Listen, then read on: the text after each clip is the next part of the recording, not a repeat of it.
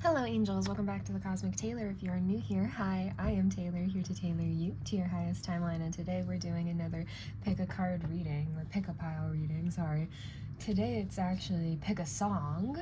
I have drawn and made 4 cards to what I'm beginning to believe is actually going to become a music deck of my own that I've created on each of these cards. And the objective today, we're gonna do another pick a subject, right? Pick a jar for each of for a theme for each of these readings, as well as the song and oh my gosh, right here. Sorry, a little fortune. This is just a bag of like fortune cookie fortunes that I have collected over the years, and I thought it would be a fun, cute little thing to do at the end. So this is gonna be pile 1 right here. This red and pink kind of card, the gold and yellow. It's very energetic. I really like this one. This one was very fun to do. I was kind of capturing a feeling. I was going for a feeling. That's from Steven Universe. Amethyst says that you might resonate with her a lot. You might like her. This is the pile 2, the praying hands and rose thorns, rose vines. Pile 3, the ocean waves. We have a little buoy in there and really dark gray clouds. And then lastly, we have this card with a bunch of different games. We have a card in the corner, we have tic-tac-toe, Jenga pieces, clue pieces, sorry pieces, dice, and a little like path for little character or little, you know, game play pieces, as well as a scorecard up in the corner, up on the top here. And if you look closely, you'll notice there's smoke around. Nice little bit of a smoky vibe. And yeah, so if you don't know which pile to do, I also felt like doing the cute little charmy box today to help assist with picking which pile you would like to pick today. So just like signs or synchronicities of things that you've been seeing, or just things that resonate with you for each pile to help you pick, right? Okay, so let's do this.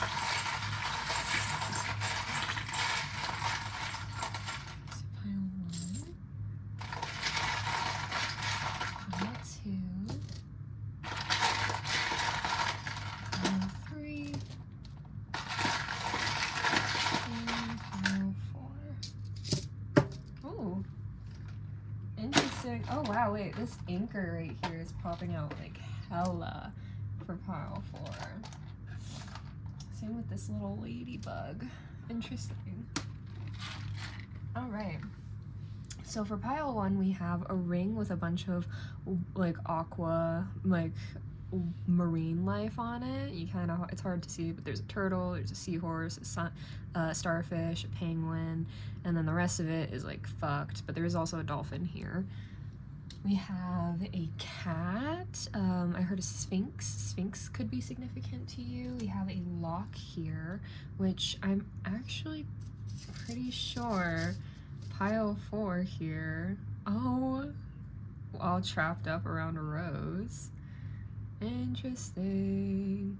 Spirit is saying right here, right now, that if you resonate with more than one pile, you are totally welcome to watch those piles. That's so fun and interesting. Okay. We have a lock here for pile 1. This little earring, which always reminds me of like pomegranates, but also just very divine feminine energy, you know, kind of reminds me of Persephone, her energy. The goddess of death. There we go. Fixed it. And also it just kind of reminds me of the World card for some reason. And then we have this cute little charm, which once belonged to a friend of mine, but she didn't want it, so she gave it to me, but like, oh, it's messed up.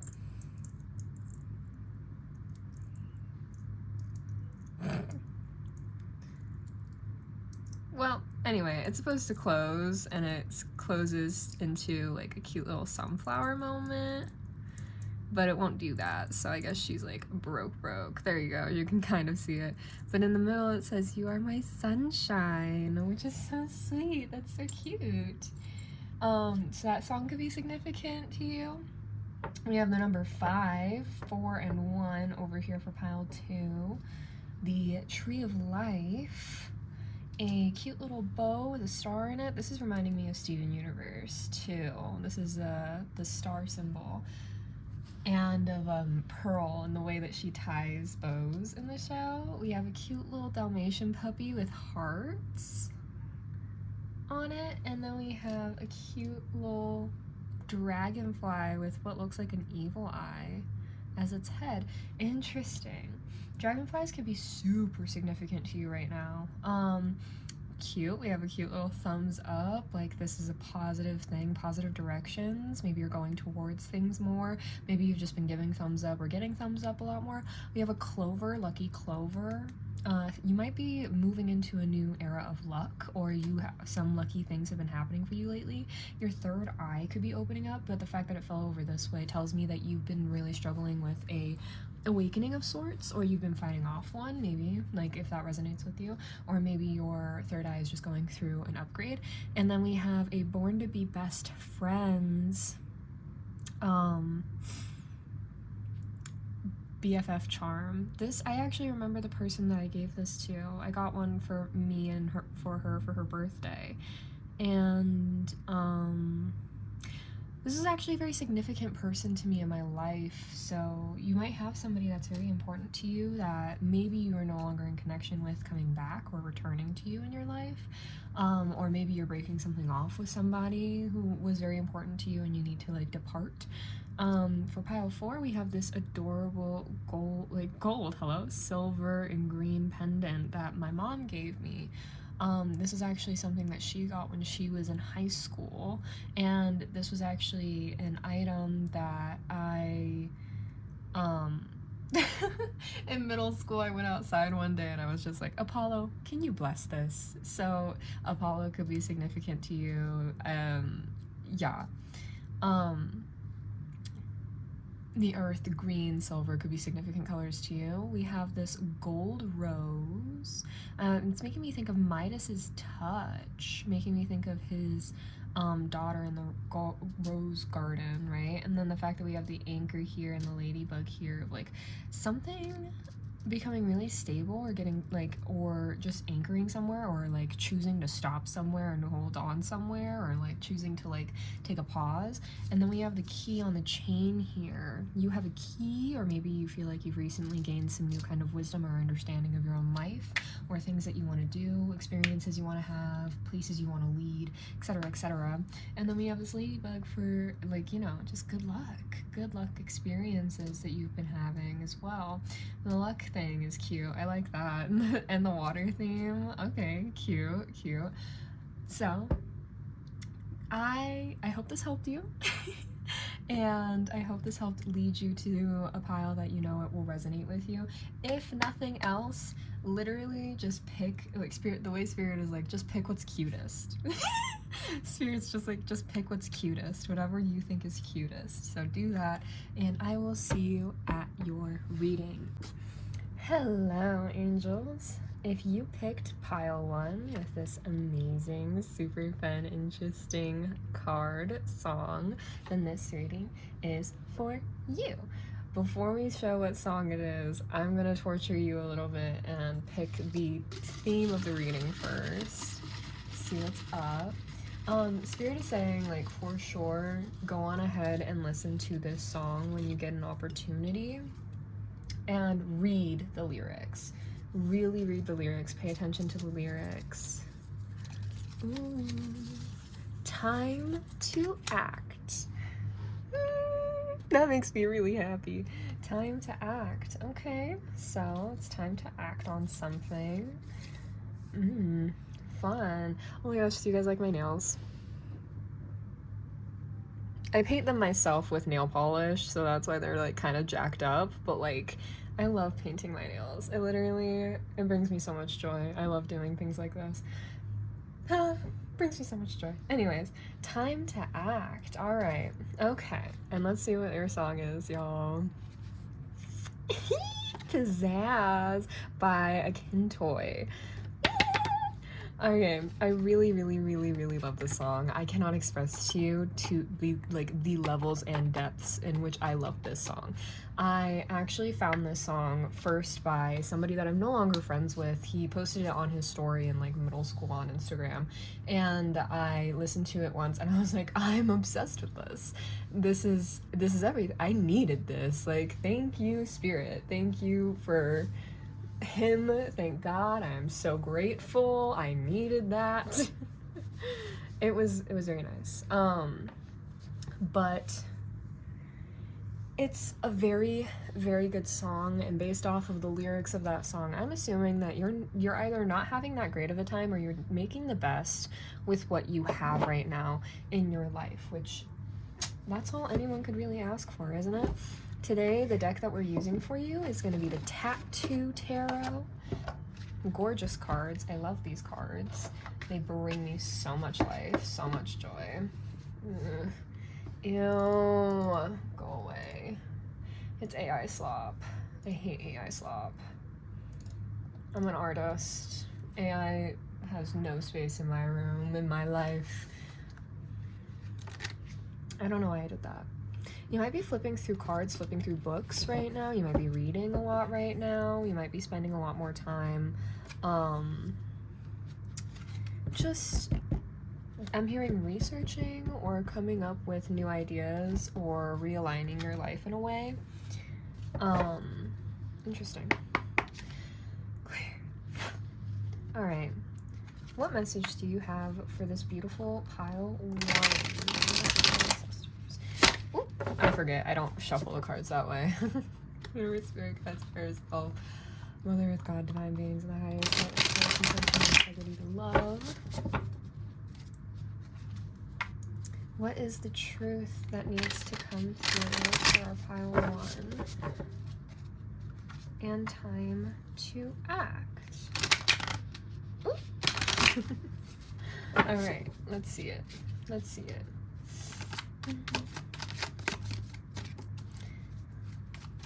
I'm literally hearing the song for another one of the piles playing in my head right now.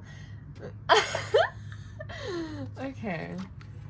Five of Swords, Queen of Wands in the reverse, and the Ace of Cups in the reverse. Interesting. Okay. Just need to adjust a little bit, sit down on my actual feetsies.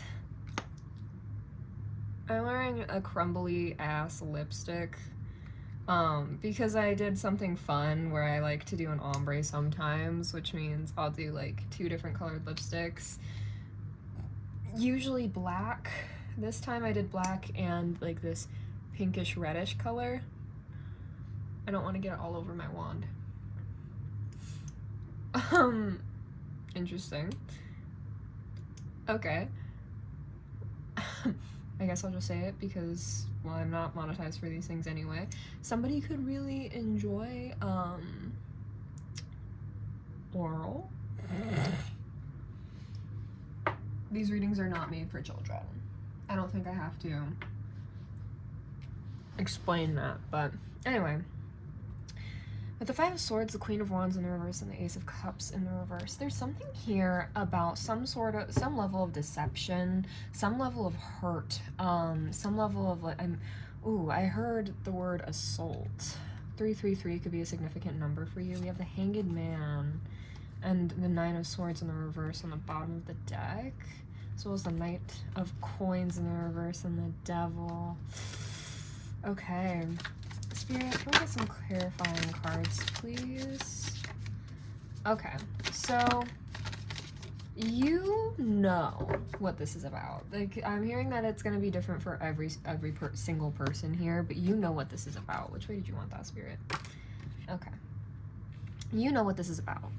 All right, there is something here that you have gone through or experienced, something where you had collaboration with somebody, okay? Whether that was with yourself, with somebody else. I have a cherry Coke. I'm gonna open it. Anyway, whether this was with like an actual true divine connection or not, there is something here about how you were working with somebody that was working outside of their power, working outside of their empowered or embodied self. So what I mean by that is that they themselves were acting out in a way or behaving in a way that was out of alignment with the person that they presented themselves to be, either with you or with people in general. Okay, so like, and even though their Seven of Swords isn't out here, I do feel like it was some level of deception. It's just that the deception is so deep that this person doesn't realize that it was deceiving at all. This person doesn't realize that they were lying at all. They still don't even recognize that they are actively living in a manipulative energy, right? Taking off my glasses. Whew. Exactly. Spirit's like, they're blind to this. They don't realize this. They don't recognize this at all, you know? And I'm really being called attention to like the fact that she's wearing a glove over her hand. I don't know when that happened, but like when we started like correlating a gloved person with deceit or lying or something, I don't know. But just like concealment, right? Hiding something, hiding some kind of energy, right? And the thing about this connection that you guys had, whether this once again was a connection with yourself or somebody else, it was deeply, deeply troubling for the things that you were working towards or trying to advance towards within your own life, right? With the Eight of Coins being in its general energy, like it didn't prevent you from making progress. It didn't stop you from moving forward, but it definitely did have a level of distraction where you were unable to actually really focus entirely on what you were doing in that exact moment. Four of Wands in the reverse, Strength, Two of Cups, Two of Wands. Yeah, this kind of feels like the story where there were two souls that came together, made a contract, moved forward, became stronger together and separately, but now there is no union, there is no connection there. There is a lack of union or connection there. And the Magician Pack being out is very significant too, because this song, Pizzazz, is literally like, the lyrics are, if I'ma be sad, I'ma do it with pizzazz and shake these feelings off my ass. They'll find me in some glitter if I crash. Do it with pizzazz. Cause if the feelings never pass, then at least I flip the shit into some cash. Do it with pizzazz. Every hour spent in isolation makes it easier to face annihilation. I'ma do it with pizzazz. Either you gon' shake or be shaken, and I just ain't the type to keep 'em waiting. Do it with pizzazz. Yes, exactly. This person feels like you guys, like, you shook their foundation, okay? This person feels like you betrayed them, like you did something that actively hurt them and it was your fault, right? With the Five of Cups in the reverse and the Four of Wands in the reverse, you don't feel that way at all. Like, the best way I can describe it is like, you're upset about this falling apart. You're upset about this not working out the way that you expected it to. Yeah, Four of Wands with the Tower. You're upset that it didn't go the way that you wanted it to, but ultimately at the end of the day, you don't try to hold that kind of power over the universe. You're like, sometimes things work out, sometimes things don't work out. This was one of those things. It just didn't work out this time, and that's okay. Not every relationship is going to work out in my entire life. Not every connection is going to go in the exact direction that I want my entire life. That's okay. I can move on. I can find a different way. I can make a different path for myself, right? Three of Coins in the reverse with the Knave of Swords. Exactly. This is your truth. Once upon a time you were collaborating, now you're not collaborating because something or another was not working out. It wasn't meshing. There was nothing that you could do to get the both of you on the same page, so you just had to move forward, move on, revoke your cup from the Two of Cups contract, right? The Star has two jugs, two cups, right? She herself, like, it's interesting because I'm seeing 7 stars here, and like for some reason that's reminding me of the Seven of Cups, where it's like an illusion, right? You were simultaneously kind of living an illusion under this person's, like, in this person's mind, because the way that you were living, moving, the way that you were acting, behaving, like the Hierophant in reverse, exactly, it didn't abide to any traditional value or sense of collaboration to this person. This person has never experienced a relationship like you before. This person's never experienced a friendship like you before. This person's never experienced a coworker like you before, etc., etc. Whoever this person was had never experienced anything or anyone like you before, and because of that, it was really scary to open up and connect with you. It was really anxiety inducing for them to actually give you the shot to be in their life. And afterwards, they didn't regret it at all. They really liked having you in their life, for sure. But they liked having you because you were able to help them move forward from pain, from heartbreak, from suffering, and you were able to relieve them of their burdens. 10 of Wands, you were able to take away the darkness, the scariness, the fear, just everything that really like burdened them and scarred them and hurt them in their life. You were able to kind of like soak that up and take that away from them, wipe it off, right? As if it never really happened or never really existed. And with justice coming out here, the way that I'm reading this is that this was actually an act of justice for this person. You were brought into their life so that they could get justice, receive justice for something that they went through, for something that they suffered. Like, something that I'm hearing right now is they never experienced true love, so we gave them you so they could experience a true love, right? Because that's you and your energy. That is you and your energy for sure, especially with the pizzazz song. It's, if I'ma be sad, I'ma do it with pizzazz. I deserve a moment of elation, more than just a single situation. Oh, I freaking love that song. Literally, oh my god, I'm sorry. It's just, I'm hearing like all the lyrics right now playing, and I don't want to like sit here and sing the entire thing. Go listen to it. Go listen to it, okay? Please. Because it's just, it's so you. Because if you're going to be, 8 of Cups. If you're going to be in the position of like where things suck, Wheel of Fortune in the reverse, where things are not going your way, where your plans are falling through, where everything that's supposed to be working out for you because of your authenticity, because of your truth, and things getting like unstable and things going Ari, like, what is it? Array? Ari? A-W-R-Y? Or Ori? I don't know. If things like don't go the way that you plan them to, right? Queen of Cups with the Ace of Coins, well, you're not going to sit there and allow that to affect you in a way where you stop yourself from enjoying the life that you have. You're like, okay, well, I'm sad, so what am I going to use this sadness for? What am I going to use it for? Because, like, I can't just let it sit here and exist. I'm not just going to let it sit here and get in the way of my life. Like, yeah, I am sad, and I'm going to honor that, and I'm going to allow myself to feel that way, but I can also find appreciation in that. I can find the value in that, right? Because the 8 of Cups is just 2 sets of 4 of Cups. The 4 of Cups is when you're missing something, when you're not seeing the whole picture. But when you get 2 sets of 4 of Cups, you can find each half to each side. You can see the value in being sad, but you can see the value in finding joy too, right? And like, this is how you learn to rest, to reprieve, to bring your energy back to you. It was through a process of actively like alchemizing and changing your life for yourself and choosing to bring justice to yourself in a sense, where you were the one that got to decide, you know what, this person, the way that they made me feel, the way that they like put down on me in like the worst way, the way that they literally oh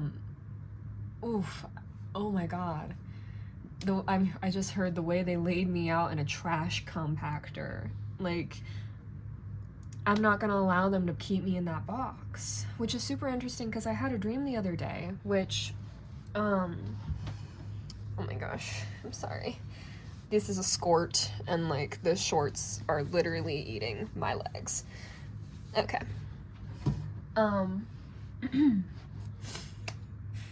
I had a dream the other day where the person in my life that is this person, right? I was at their house, which was a giant gymnasium jungle gym for some reason, and I got stuck in this elevator after their stepsister asked me, hey, what happened here? I want to know the truth. Like, what happened here? What happened between you guys? Like, I like, it couldn't have just been what I thought, because like, I don't know, I thought you were cool, I thought you were nice, like, I don't know, I just, like, she, everything that she says just doesn't make sense to me, it doesn't line up, like, and I don't know, I guess I want to hear your side of the story, and I was like, it is kind of crazy. And I got in that elevator, and it got stuck, and I was just stuck in that box for a minute, while, like, their stepsister was talking at me, and I was just like, okay, I gotta get out of here. I can't breathe. It's getting too hot. I'm literally suffocating in here. Like, I gotta get out. Like, get me out. And so she does. I get out and I step out and I start talking to my brother who's there. And like, this person comes up to me, like, and like leans on the wall, starts picking at the paint, going like, you know, I really would like it if you would stop talking shit about me. And I was like, what? Huh? Dude, I have not said a single mean thing about you. I haven't said a single mean thing about you, straight up. Straight up. I haven't said a single mean thing about you. I don't know what you're talking about. And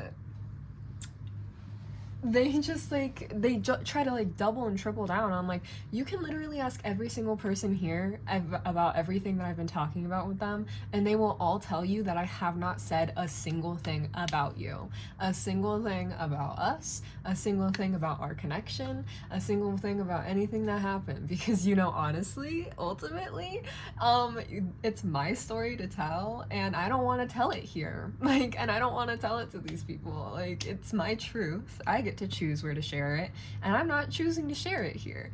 And this person is like, okay, well, like, I see what you're doing with your life. I see like how you're just trying to make money off of tearing me down and making me feel bad and blah blah blah blah. I'm like, I don't know what you're talking about.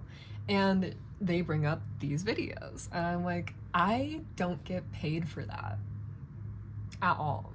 I actively have monetization, like I have to activate monetization on my channel if I want to get money from these readings. I don't want to get money from these readings. The only time I want to get money from doing readings for people is if they are actively seeking me and my guidance and wanting to purchase a personal reading from me. And even then, I'm not open for that right now. I'm still trying to build the website. I'm still trying to get this shit built, you know? I don't know what you're talking about.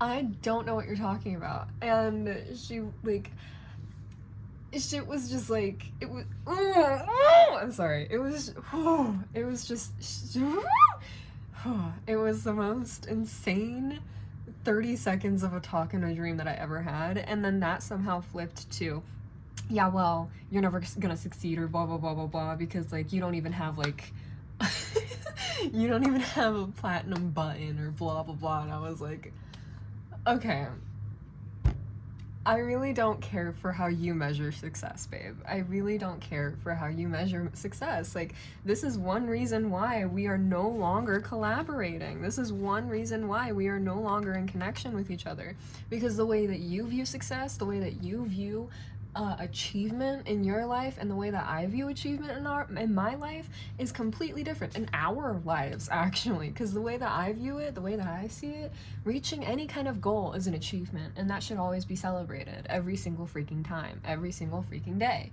And like, just because you don't want to do those kinds of things, that's fine. I really don't care. I really don't care. Like, ultimately, at the end of the day, I'm in this place because I was, like, I don't know, I think I was invited or something. I don't know how I got here, actually. I don't know why I'm here. Your sister wanted me here. Nothing, like, I don't know what you want. Like, I don't know what you want. And it's crazy because it's, like, that kind of energy where you just genuinely don't care. You genuinely don't care, because you're just, it's like I said in the beginning, some people are meant to stay in your life for the rest of your life, right? Some people are meant to stay for just a season in your life. Other people were never meant to stay in the first place. All of it is okay. None of that has to change or be different. None of it. All right? Not for 1 second. Does any of it has to stay, like, does any of it have to change? And ultimately, at the end of the day, no matter what you do, no matter what you think, no matter what you say, there was a separation here. And that's all that matters to the collective. That's all that matters to pile one. There was a separation. You like revoked your own cup. You went away. You went and decided to go and find peace outside of the situation, because that's what the star in reverse represents. It's the calm after the storm. It's the calm after the storm. And that's what you're just trying to ground in your own life right now. You're just trying to keep the calm after the storm. You're just trying to keep, yeah, because this person is a very disempowered masculine with the Emperor in the reverse. And the way that they treated you and acted towards you, the way they behaved with you, oh sorry, let me shuffle up here. The way they behaved with you and the way that they treated you was completely inappropriate. Like, especially because you were a blessing to them. You were a gift to them. Excuse me. You were a blessing, a gift from the divine to this person, and they squandered you and misused you and mistreated you. And that's not only a reflection of their mistreatment, like, that's not only a reflection of them and their behavior and their soul and their integrity, but it's also a reflection on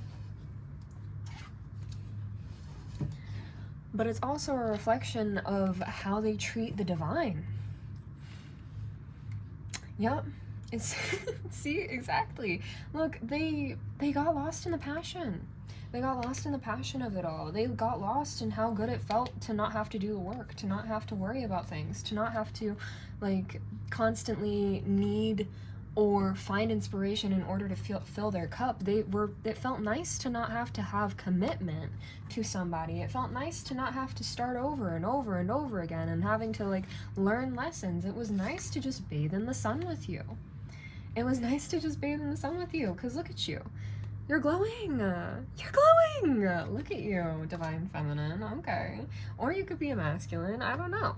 Ultimately, at the end of the day, though, like, that's what they were obsessed with. It was your divine feminine energy. And they loved it. They loved all of it. They got lost in the passion of it, which made them very stupid and reckless in their actions towards you and towards the people around them. And now they're out. They're out of cups. They're out of cups. They're out of energy. They're out of strength. They don't have it in them anymore to continue forward. So, Spirit, time to act. What is that about?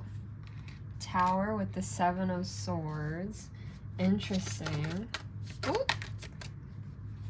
The Hanged Man.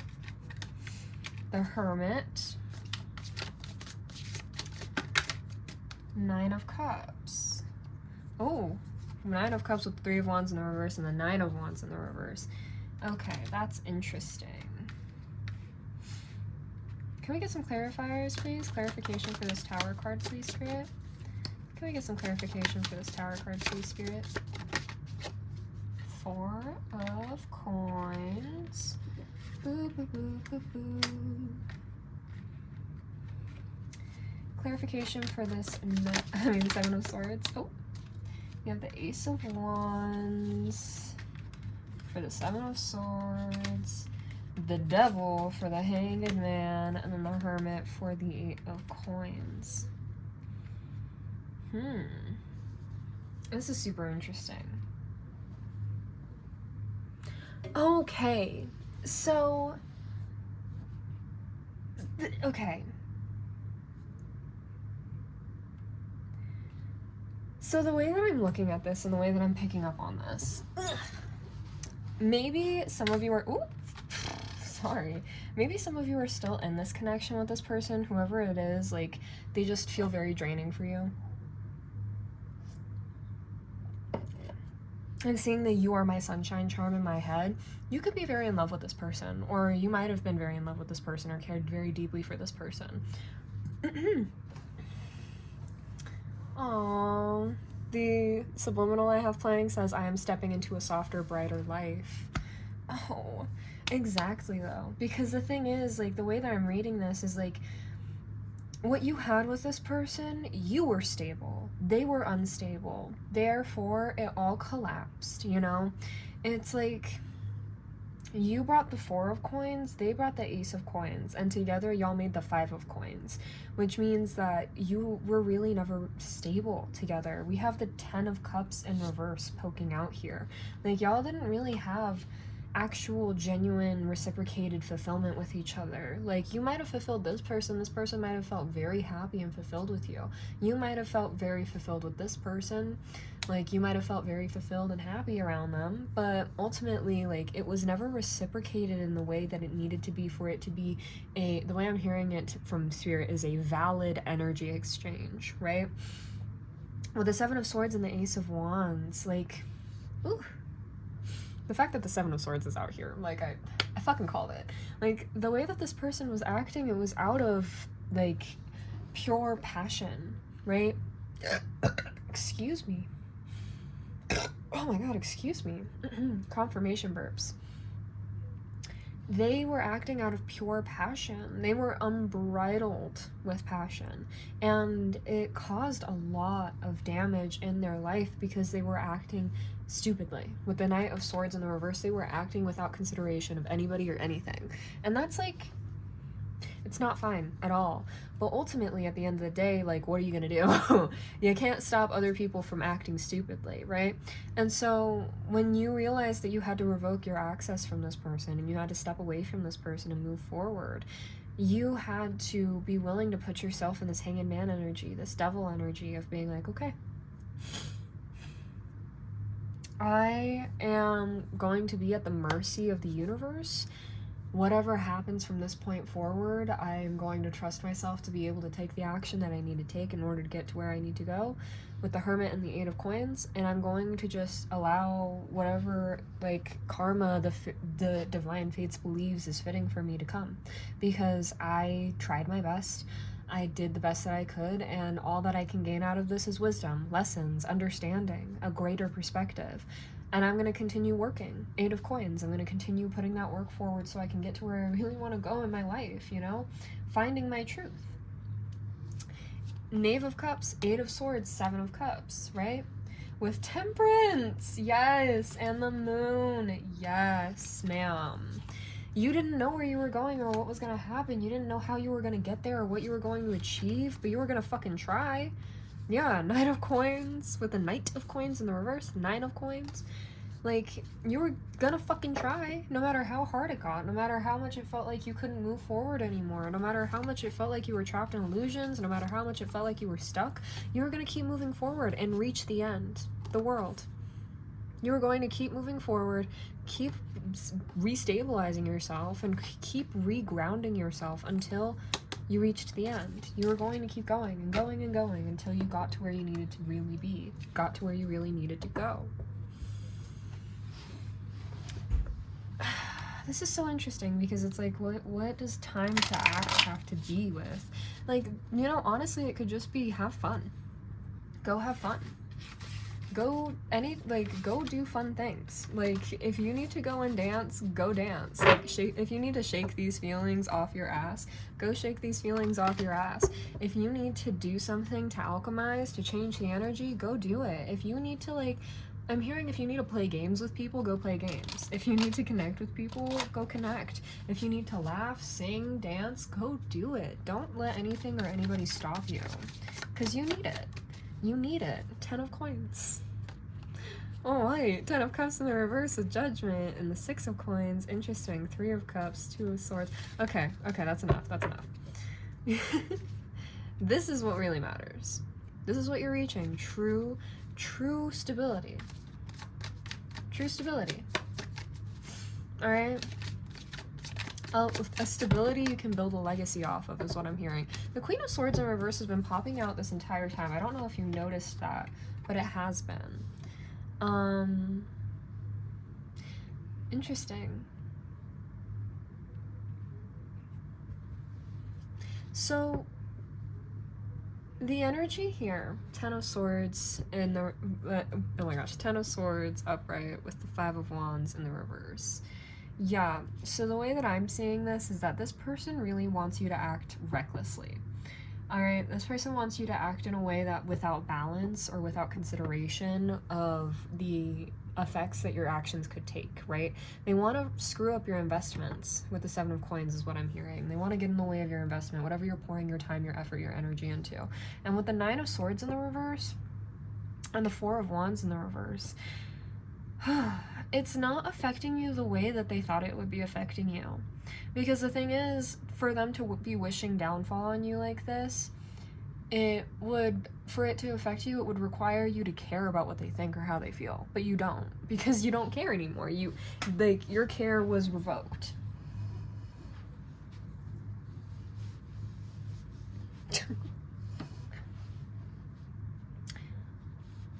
Your care was revoked, right? And because of that, they feel like they've been betrayed. They're like, what the hell? Like, we were together in this forever. I thought we were actually, like, as solid as a diamond. But diamonds are brittle, dude. They're not, they are not freaking indestructible. Sure, they don't get scratched, they don't get damaged like that, but they're brittle, bro. They are brittle. They are not they're not going to last. Like, the entire thing of it takes great pressure to create a diamond.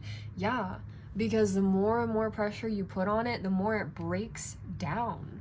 The more it has to reinforce and compact and crack and crumble until it creates the most perfect version of itself underneath all of that pressure, right? And the most perfect version of both of you guys is one where you guys aren't together. Is one where you guys aren't interacting. It's one where you guys are no longer in each other's energy. Because they just want to see you like this. They just want you in the Ten of Swords. You don't give a fuck. You don't care. You don't care. You're like, okay, sure, if you want to do that. If you want to wish downfall on me, I really don't give a fuck. Because honestly, I just don't have the energy to care about you, bro. Yeah, I'm too focused on my bag. I'm too focused on my own stability, on my own career, on my dreams. I don't care. Like, you can say what you want, you can do what you want, you can feel how you want, but ultimately at the end of the day, I'm not going to allow that to affect me and stop me from going to where I really want to go and getting what I really want to get. The contract is void. I am no longer stuck to this tree. Your plan failed. Your plan failed to make me feel so sad and isolated. Bestie, I chose isolation. I willingly walked into that space. Just because you can't be alone with yourself doesn't mean anything about me. That's y'all, for real. Period. Any last messages, Spirit? Okay, the Page of Wands with the Seven of Cups. Yeah, you have a lot of choices to make right now in your life. You have a lot of choices that you need to make. Excuse me. Especially when it comes to your passions, the things that bring you joy, the things that really connect you with your greater purpose.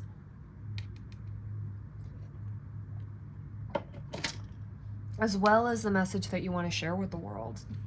Like, what do you want to share with the world? What do you want to show the world? What do you want the world to know about your story, about who you are? You know, everybody can leave their mark. And, you know, I'm seeing the scene from A Ghost Story where the man at the table just starts going off and off and off about how everything is pointless. There's no reason to anything, and how everybody in the world just wants to leave their mark on the world, right? That's all anybody wants to do. But ultimately, it's pointless, right? Because, like, everybody's gonna end up dying anyway, everybody's gonna suffer anyway, there's nothing that you can do to stop that from happening. So, what's the point of it all? And the thing is that your lasting effect on people, or lasting effect on this planet, it doesn't have to last forever. Nothing has to last forever to make a difference, you know? Excuse me. Confirmation burp. Because ultimately, if everything is energy and we were all able to come together and figure out how to raise the vibrational energy of this planet and raise our own vibrational energy of our own core, of our own humanity, of who we are deep down inside, then that is a permanent lasting effect on the universe. Because that is one entire planet that goes up in vibration in comparison to the others. That's a good thing. Maybe it wouldn't be a good thing. Who knows? Maybe it would cause us to collide into another planet. I don't freaking know. It's like all hypothetical, theoretical shit. But ultimately, at the end of the day, that's the lasting effect. That's what would happen. And we don't have to constantly be remembered or known to leave the effect that we want to leave behind. We don't have to have our name attached to our books, our stories, our lessons in order to leave an effect on people. You know what I mean? Like, whenever people think of, here, for example, whenever children think of Winnie the Pooh, do they think about the creator of Winnie the Pooh? No. No, they don't think about the creator of Winnie the Pooh. They think about Winnie the Pooh himself, right? And the positive lasting effect that Winnie the Pooh, the little character, the little stuffed teddy bear, had on them as a child. That's all they think about. Same with almost any other story that children hear. That's all that they think about. That's all that matters to them, you know? It's not about what they experienced or what they learned from that person, that creator. It's about what they grew to understand and the lessons that they took from it, from that creator, from what they created, from the creation, right? You don't care about your lasting effect in a sense where it's like you don't need to be correlated or tied to the heavy effects or the ripple effects that you put out in the world. You don't need to be connected to the way that the fate or the divine work in your favor. You don't need to be seen or known as this glorious being, etc., etc. You know what I mean? It's very much serving Jesus energy, where he's like, I don't care what any of y'all think of me. I'm just gonna do my thing. It's like that. It doesn't matter what you do. And I'm not saying you look at yourself and you're like, I'm Jesus. No. I am saying, though, that you have this level of self-understanding that you've reflected so deeply within yourself to the point where you can see, like, there is a truth in me and there is a lie in me. And the truth is I am. The lie is I am not. I am everything. I am nothing. There is nothing that I am not. You know, so if to this person, if the story that they want to tell themselves is that you are a liar, a manipulator, you're deceitful, you're terrible, you're horrible, etc., they're allowed to have that. You're not going to sit there and try to take away their perspective and wipe it away. You don't care, because ultimately it would be unfaithful to your entire ideology and understanding of your own life that everything that happens for a reason. And everything that goes forward and needs to go forward will go forward for a reason. So ultimately, if this story continues, then the story continues. Who knows? Maybe the story that they constantly try to project onto you will cause people to look into you and search up and listen to your music, or listen to your book series, or take a listen to your videos, your vlogs, your whatever. Maybe they look at your art or look at what you create. Maybe they'll just look at your posts and see and learn about your own life and the way that you are and the way you act and the pictures that you take, etc., etc. Maybe they'll just actually take an interest in who you are as a person, and they too can come and learn something from you the way that you have learned from them, the way that you can learn from them, right? That seems to be the only thing you care about, you know? It's seeing the two sides. It's seeing the value in the sadness and the value in finding joy, like I said in the beginning. You guys are so beautiful, like the Wheel of Fortune and Judgment. Oh my god, look at that. You guys are so beautiful. Like, there is such a beautiful energy to you. And like, ooh, yeah. No matter what these people try to put you in, no matter the kind of energy that people try to put you on or claim to be yours, no matter what kind of effect people will try to put on you or cause you to have, right? Like, I'm hearing people might try to trigger you or upset you in your life, but ultimately you're still going to try to find the benefit to that and learn the lessons from that, instead of allowing yourself to move forward feeling pained or bothered by just one random person's views, you know? There are 8 billion people on this planet. You don't have the time to care about all 8 billion people on this planet. You do have the time to care about you, though. Yeah, and the fact that we have time to act out here with the Knave of Wands, which is like the card of acting, you might be an actor.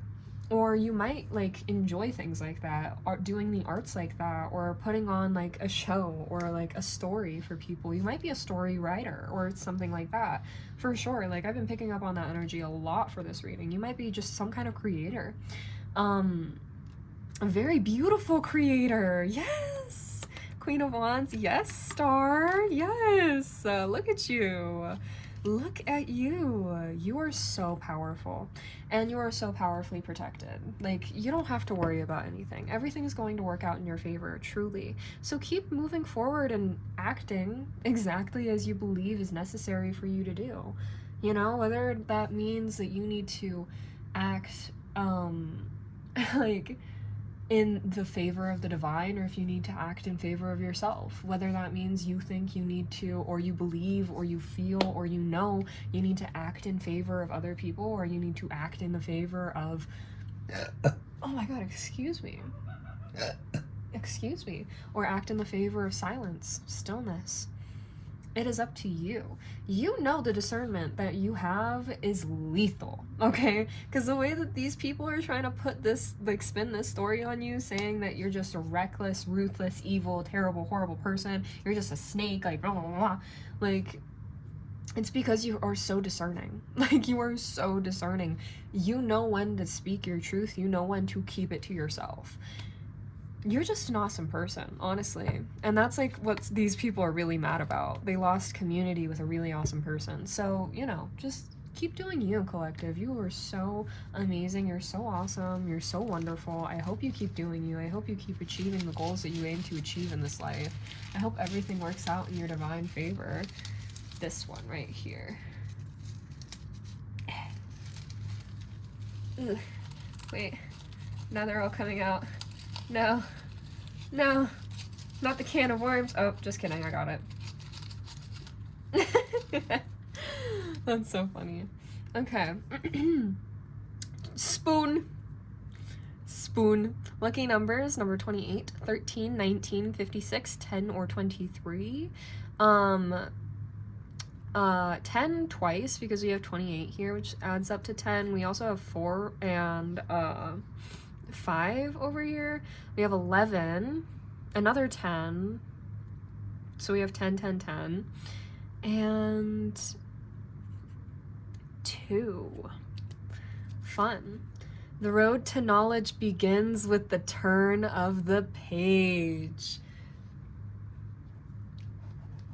Thank you so much for being here, angels, and for letting me read your energy. If you liked this, please like, share, comment, and subscribe. Please tell me how this resonated with you, because need I remind you that the Knave of Wands is the Page of Wands in this deck. The Knaves are the pages.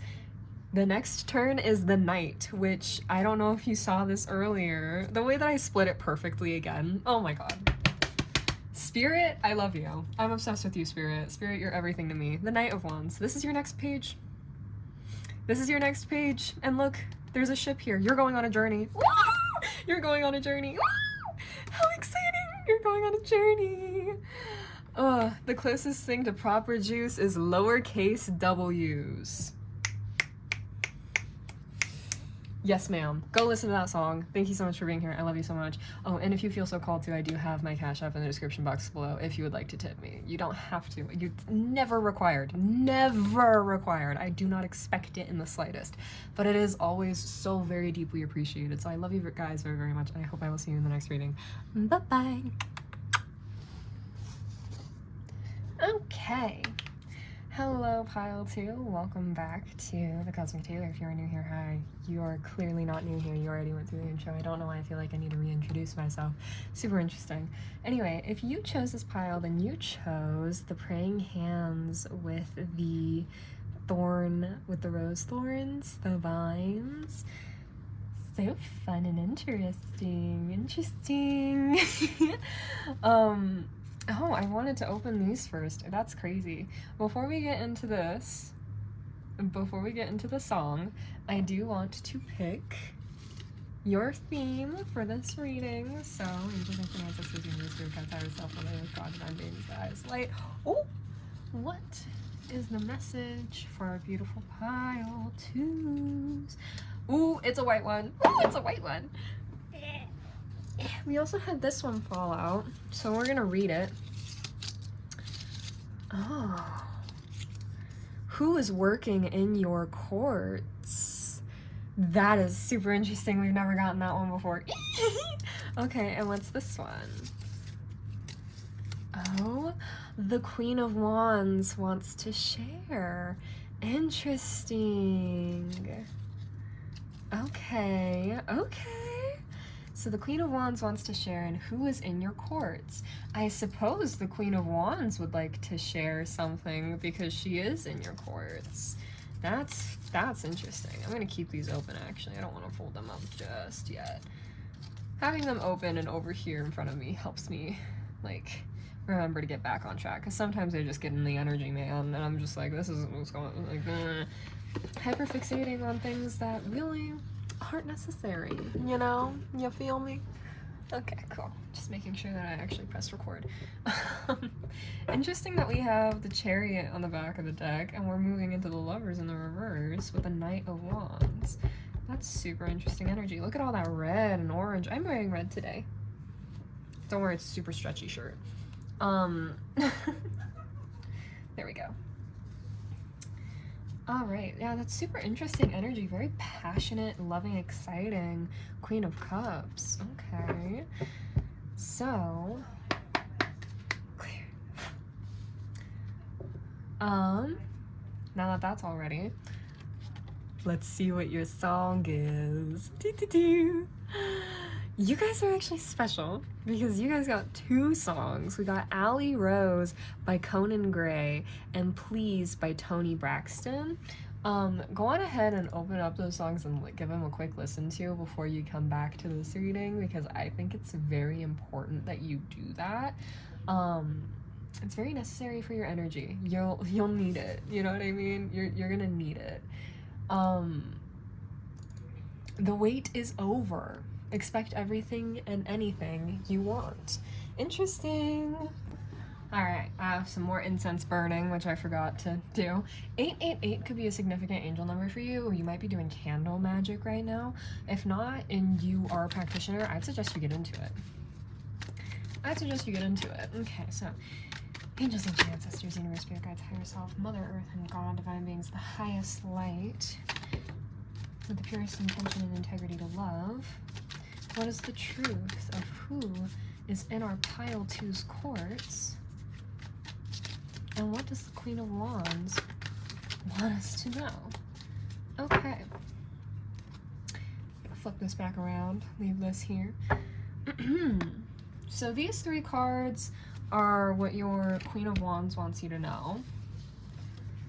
We have Seven of Pentacles, Five of Wands, the Hierophant, and the Two of Wands in the reverse. We have the Queen of Swords clarifying the Seven of Pentacles, the Five of Swords clarifying the Five of Wands, 555, Page of Swords clarifying the Hierophant, and the Emperor in the reverse clarifying the Two of Wands. Interesting. And the Queen of Swords is talking about the Page of Cups, Justice in the reverse, and the Empress. Super interesting. Okay. How am I gonna set this up?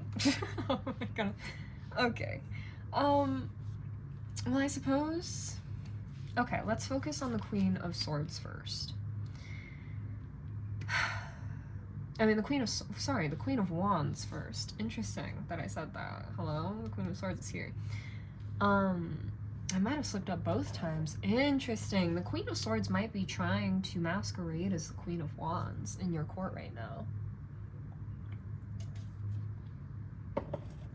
Or your Queen of Wands is currently acting as the Queen of Swords. Excuse me. Seven of Cups into the Justice in reverse and the Empress card. There's something here about, like, first of all, the Queen of Wands wants to commend you, okay? Commending you for your, like, giving you your flowers for your ascension, for your growth, for the way that you've changed and become a better person on your entire path and on your entire journey. I need a jacket. It's too cold. Okay, I'm back. And then my cute little Stardew Valley jacket that my brother got for me for Christmas, which is actually my favorite thing in the world. Hi, cute. I love it so much. It's so cute. Look at the little tree. I love Stardew Valley. It's one of my favorite games. I have like 5 different worlds. To 5 different farms. Anyways, so excuse me. Interesting. This Queen of Wands wants to commend you, give you your flowers on your ascension, on your growth, on the way that you've become the person that you are today, right?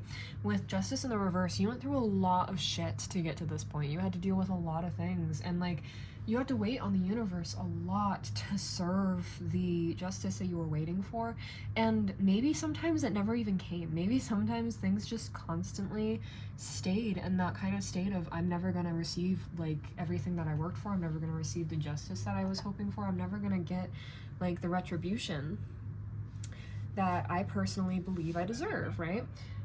And there's just this energy of like kind of lost faith or lost belief. Not even like, I'm hearing not strictly in self, but also just in the infinite possibilities of the universe.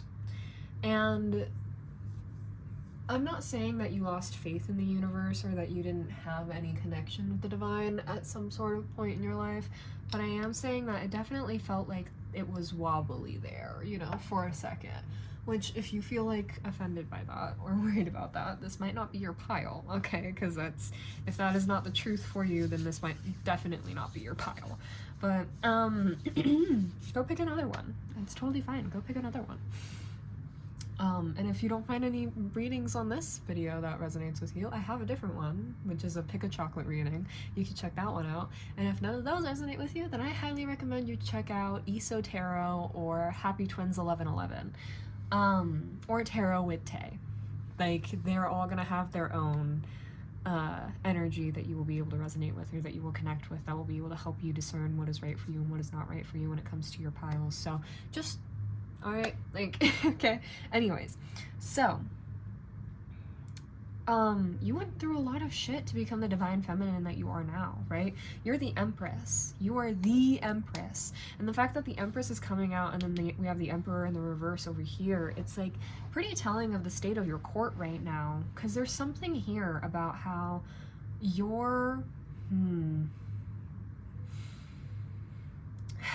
there's something here about how your experience or the things that you went through, the things that you felt, or just the general, I'm hearing the general pain or suffering that you went through was very like divinely orchestrated, in the sense of it was created for you to grow and connect and understand yourself on multiple levels of depth, right? And the sense of the depth there is between the earth and the moon, and the depths of the ocean, and in the depth of your connection to all 3 of those things, and the way that you are made of all 3 of those things. You are made of distance, you are made of depth, you are made of land, you are made of man, right? You're made of matter. And because of that, you had to go through a lot of deep transformative experiences to become who you are now. And so the Queen of Wands wants to really commend you on that. Like, it was not easy for you to do all of this kind of work. It was not easy for you to learn all these lessons, to go through all these experiences. And for the people that it was easy for, well, we're not really reading for them right now, are we? Because we're reading for you guys. Yeah, that's fine. You went through it. You really went through it, okay? You really went through a lot. And there's just this general energy of like, you became so beautiful in the end. You really became such a beautiful divine being in the end. Like, you didn't allow it all, that everything that you went through, to change who you were or to make you different than who you really are deep down inside. So let's keep that in mind here. Yeah, we're gonna keep that in mind here, and we're gonna keep these cards over here for now. Who is in your courts? We know we have a Queen of Wands in your courts, right? Either she's trying to butter you up or she's a genuine friend. We're gonna find out. Then we have the Queen of Swords, and we have the Emperor, the Page of Swords, and the Hierophant. Okay, so that's 5 people. 5s are very significant. You might be in a friend group of 5 people, or you might be just connecting with a lot of different kind of energies right now. You might be connecting or around a lot of different kinds of people right now. You might have 5 people in your family. You might have 5 coworkers, including yourself. That's 6, and the 6 of Cups is over here in the reverse, with the 8 of Cups in the reverse underneath it, and the 8 of Wands in the reverse underneath that, and the King of Cups upright with the Knight of Pentacles. Interesting. These feel like more like energies and less like people within your courts. So there's a story here of how there was a Queen of Swords of some sorts who invested or like poured a lot of energy into something that you were creating, or maybe you just really liked cluing somebody in on your life and things that you were just experiencing. An entire freaking, the screen just changed for the subliminal we're listening to, and it was just an entire rainbow like light piercing through a blue screen. Which is interesting because we have like an entire blue setback, hello? We have an entire blue background here.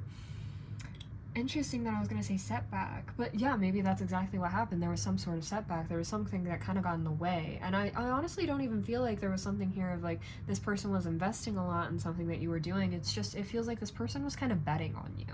Actually, this person was like really just betting on you. Interesting. But things didn't work out the way that they thought it was, because the thing is, it was a very big conflict of interest, because they are in your courts, right? They wouldn't be showing up here in this reading on this card, on like, hello? On this table if they were not in your courts. I asked for the truth. This is the truth. These are the people in your courts, okay? And whoever this person is, I think they were caught, because we have the 5 of Swords being clarified by the 5 of Wands. They were caught for doing something very sneaky, for acting in a way that was very malicious towards you, right? And the Hierophant, like, there's like, it's funny because it's like the Hierophant is over here is actually like watching all of this go down and actually finding like pleasure and joy out of it, being like, you thought, bitch. And the Page of Swords over here has been like, I'm getting the sense that they've been monitoring. Oh my god, yeah, look at this, because there's a bird over here flying in the sky of the Queen of Swords, and then we have 2 birds over here with the Page of Swords, who's like writing things down and keeping notes, keeping tabs on this, right? Walking on a very, very, very thin sword to cross from one point to another, using her ideas to keep her light on her feet, so that as she moves forward, despite the wind trying to blow her back, she makes it to where she wants to go safely, right? Falling back on her logic, on her brain, on her ideas, okay? And this Hierophant and this Page of Swords, whoever's in your energy, they've been working together. They've been like actively watching everything go down the way that it's been going down. They've all been kind of like, I've heard it from a tarot reader before who was like one of the first gatekeepers of the tarot is the Hierophant. And that's fucking tea, dude. I never thought of it like that. I never ever thought of it like that, but it's so true. Because the thing about the Hierophant is that it's not even about like gatekeeping particularly. It's just that the Hierophant can't explain the wisdom you have to gain in order to go up the stairs. It's like one of those things where when you read the Bible, excuse me, confirmation burp. When you read the Bible, you either get it or you don't. And if you don't get it, you have to learn to understand it and decipher it in a way that is right and resonates with you, so that you can actually read it to get it. You know what I mean? It's like a code. You gotta decipher the code. And this person, like, that's exactly what's going on. The Page of Swords and the Hierophant were collaborating, putting together a kind of code. Like, I'm hearing a code of conduct, something where they were actively working together to put together an entire, like a whole string, a whole story. I'm seeing red string, connecting dots, of how and why things were happening, of like what was going on and the reasons why things were going on.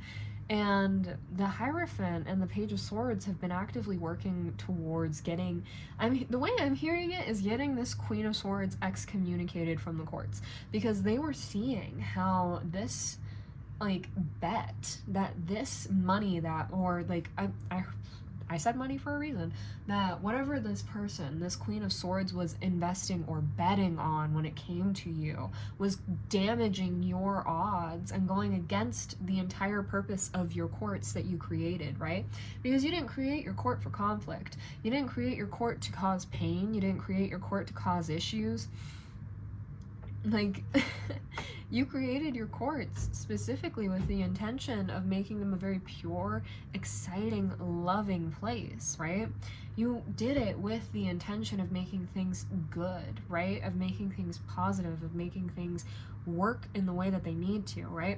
So what's super interesting, though, the way that I'm seeing this, is that the Page of Swords actually wasn't doing this specifically working with the Hierophant to get the Queen of Swords out. She was actually trying to figure out why or how the Emperor, the person that was supposed to be acting as your other half here, right, as the Empress, why all this was happening, and the Emperor was not taking any action to protect or defend his Empress.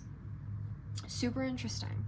Because the thing is, the way that the Page of Swords sees it is that everything that was happening over here, it was kind of like subliminal in a sense. It was like it was really quietly happening in the background, and usually that falls under the Empress's jurisdiction, right?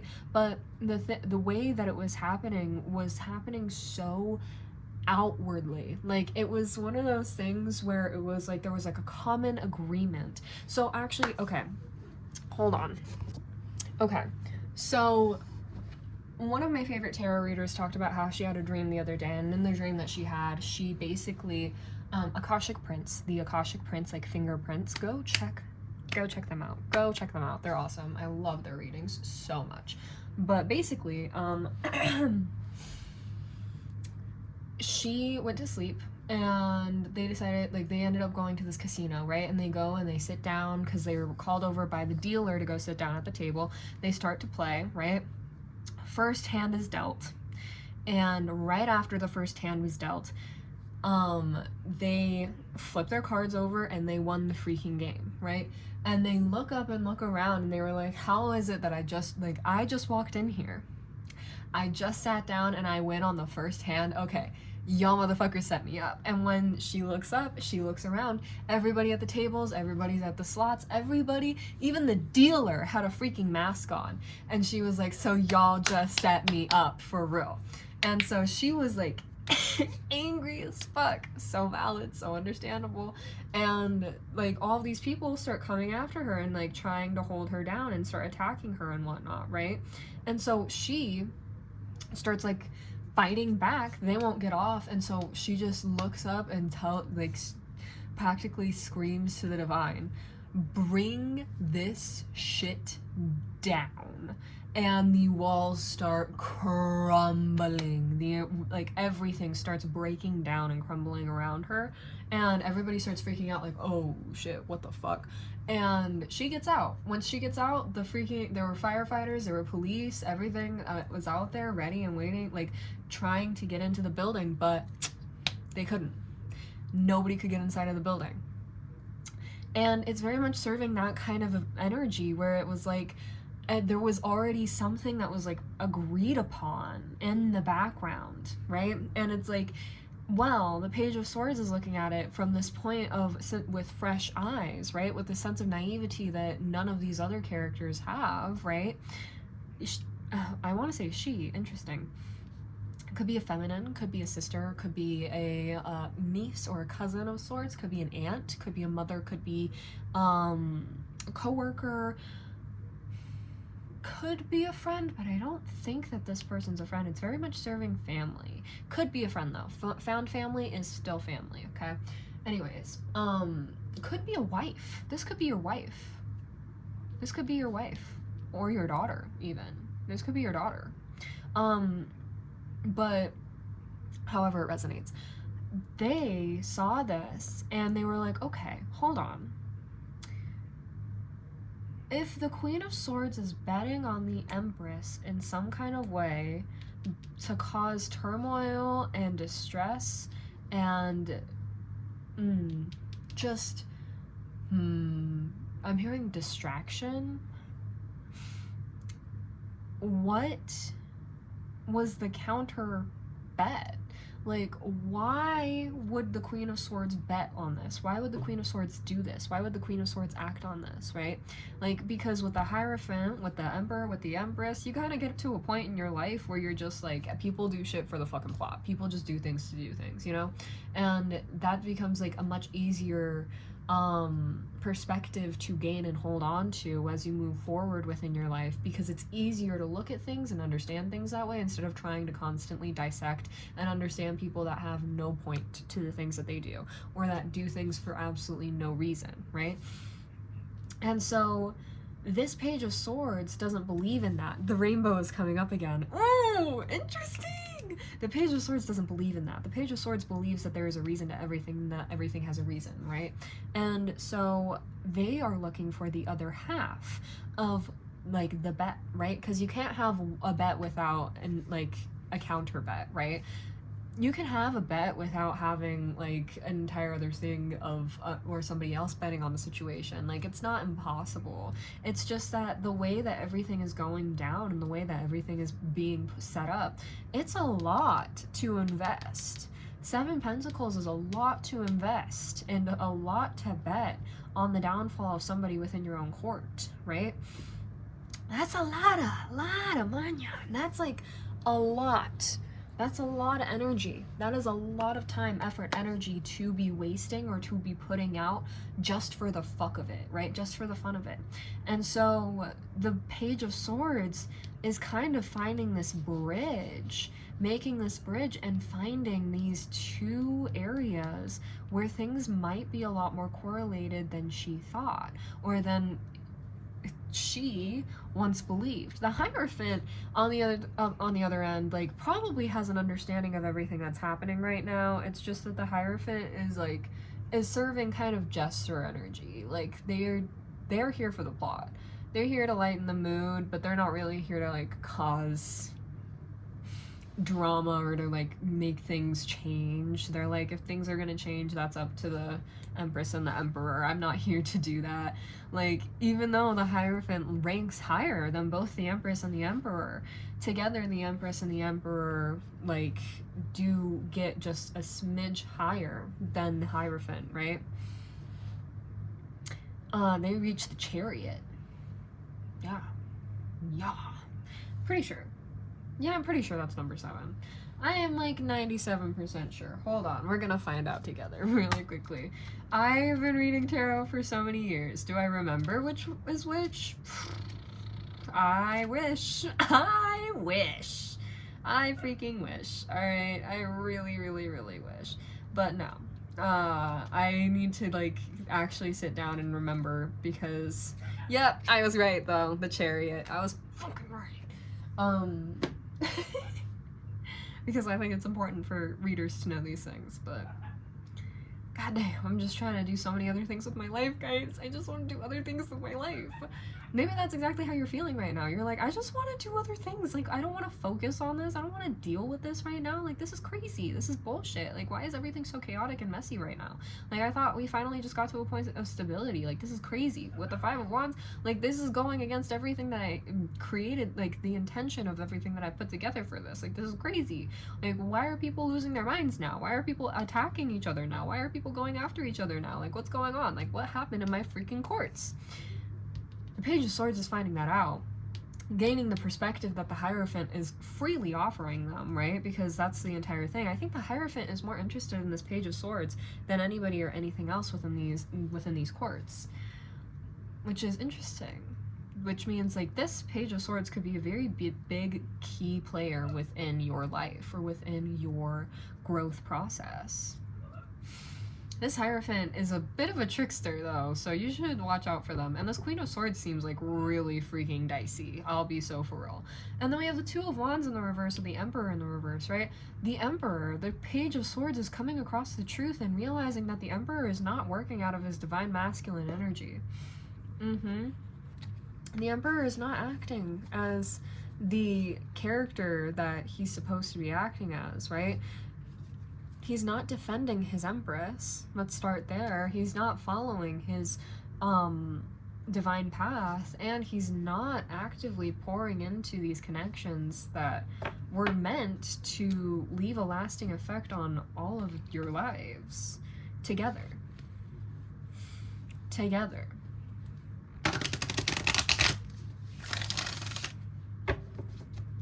Interesting. We have the Lovers in the reverse with the Ten of Wands upright. This person is creating burdens. This Emperor is creating burdens. I'm hearing alarms going off. I'm hearing the song Ring the Alarm. Oh my god. Ooh, yep, the Lovers with the Seven of Cups. There are illusions. There are illusions that are breaking right now with the Tower. There are illusions that are shattering right now because this Page of Swords is exposing this Emperor. Ooh. Interesting. Okay, so the way I'm also hearing it is that this is also kind of serving Persephone Hades energy. Not in the way that they're like an actual divine couple. Because they are two divine beings. They are two gods in a relationship. That's a divine couple, whether you like it or not, no matter how you view it, okay? Because I know there are so many people out there that are like, ew, horrible, terrible, he kidnapped his wife. That story is literally Zeus's fault. Literally, like, if you knew anything. Second of all, it's believed that way back then, Persephone walked down into the freaking underworld herself. Ugh. Sorry. Which is what I think happened here. Like, you separated. You broke off. You said goodbye. That's the energy that it's serving. It's like you're up here with Demeter. Persephone with Demeter, right? Because that's the entire story. Persephone spends half of the year with Demeter, half of the year with Hades. That is the deal y'all came to. Alright, and you needed to separate. You needed to move past so you could delegate, right? You needed to take time away from these people so you could figure out what to do. Interesting. Six of Cups coming out again. And I don't know why the Emperor would do this. Because with the Two of Wands in the reverse, it's like the Emperor was trying to force you out and not give you a choice. Trying to... Oh my god, are you fucking kidding me? Was this a coup? Was this a fucking coup? They tried to set up the Queen of Swords to take the entire blame because she's just kind of a fucking moron. Which is interesting because you'd think she'd be smarter than that. Oh my god, bro. This is crazy. Oh my god, excuse me. This is crazy. This is really crazy. The King of Wands coming out in the reverse too. Yeah, like this is a very disempowered fucking loser. Whoever this man is. Ooh. The Hermit. The Two of Pentacles in the reverse. And Death and Rebirth. Okay. Yeah, so this was a scam. There was a huge scam that took place. I'm hearing that like everything, these courts are being dissolved entirely. Yeah, with the Tower in the reverse, the Ten of Cups in the reverse, King of Swords upright, Four of Wands. Knight of Wands, the Moon, Hanged Man. Oh my god, Ace of Pentacles. Okay, and it's ultimately working out in your favor. So, let's tell the story here, alright? You went through some shit. You found people that you thought were finally going to be able to work in your favor and be able to collaborate with you in a way that was actually going to be meaningful and deep and connected with you. You were like convinced that this was actually going to be your group of forever people. Turns out that one person here either is very greedy or very loyal. We're not quite there yet to decide. And there were two people over here with their own entire other purposes, right? With the Queen, hello? I was gonna say the Queen of Swords. That's interesting. The Page of Swords over here with the Hierophant. I was all, oh my god. The Hierophant is the Queen of Wands, I think. I think the Queen of Wands is the Hierophant in this energy. Yeah, so they had their own objectives, where this Queen of Wands was actually trying to... I'm hearing Harbinger, right? Or is that what it is? Harbinger? It was trying to really lead this Page of Swords to a new beginning and actually like really crack them open into a new timeline of their own self-empowerment, this Page of Swords is very loyal to you. Very loyal to you. This Page of Swords has a lot of love for you, a lot of care in their heart for you. They really do care about you very deeply, and they really do love the connection that you guys have together. And they're very upset about everything that's going on with you or going on towards you. But the entire situation here is that this Emperor, whoever you thought was either a divine counterpart or some sort of a deeper connection that you were meant to connect with, specifically with the purpose of carrying this court forward, of creating this forever family with, they fell through completely. They failed. They failed. If there was a test, they failed it with flying colors. Like, they did not stand up to the podium. They didn't step up to the plate, right? Which forced you to have to go into this hermit mode, okay? Forced you to have to go into this hermit mode because this character and this character were both betting on different sides. He was betting on you, the way I'm hearing it is, there's two things. Either he was claiming that he was betting on you sticking around and pushing it out and toughing it out, and the Queen of Swords was betting on you leaving. Or the Emperor was saying that you would 100% leave, and this Queen of Swords was like, no, I don't think she would, right? It's like this Queen of Swords only cares about going up against the Emperor. This Queen of Swords only cares about, like, proving the Emperor wrong. Doesn't really care about the consequences to those actions. Because she could smell that there was a lack of truth with this Emperor, and I think that's what was happening. She was trying to pull the truth out from this Emperor, and because she was betting on you either way, she was like, I'm willing to sacrifice it if it means that I can understand what the fuck is going on with this guy and what his purpose is here and why he's doing this. And it caused everything to crumble, caused everything to fall apart, really disempowered everybody on almost every side,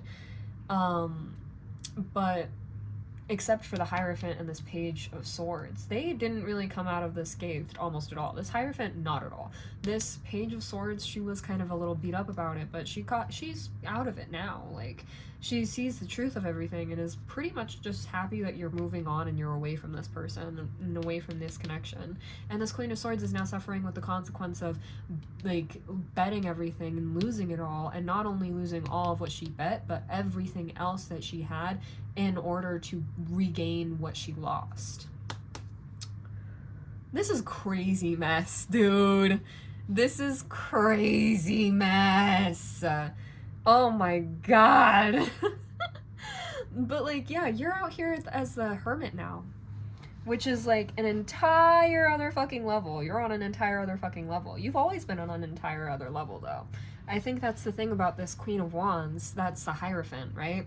She always knew and was always aware about how divine you were and how, like, quickly you leveled up and grew and changed, which is why she wasn't very interested in you and your journey and more interested in this Page of Swords, because you attracted this Page of Swords to you.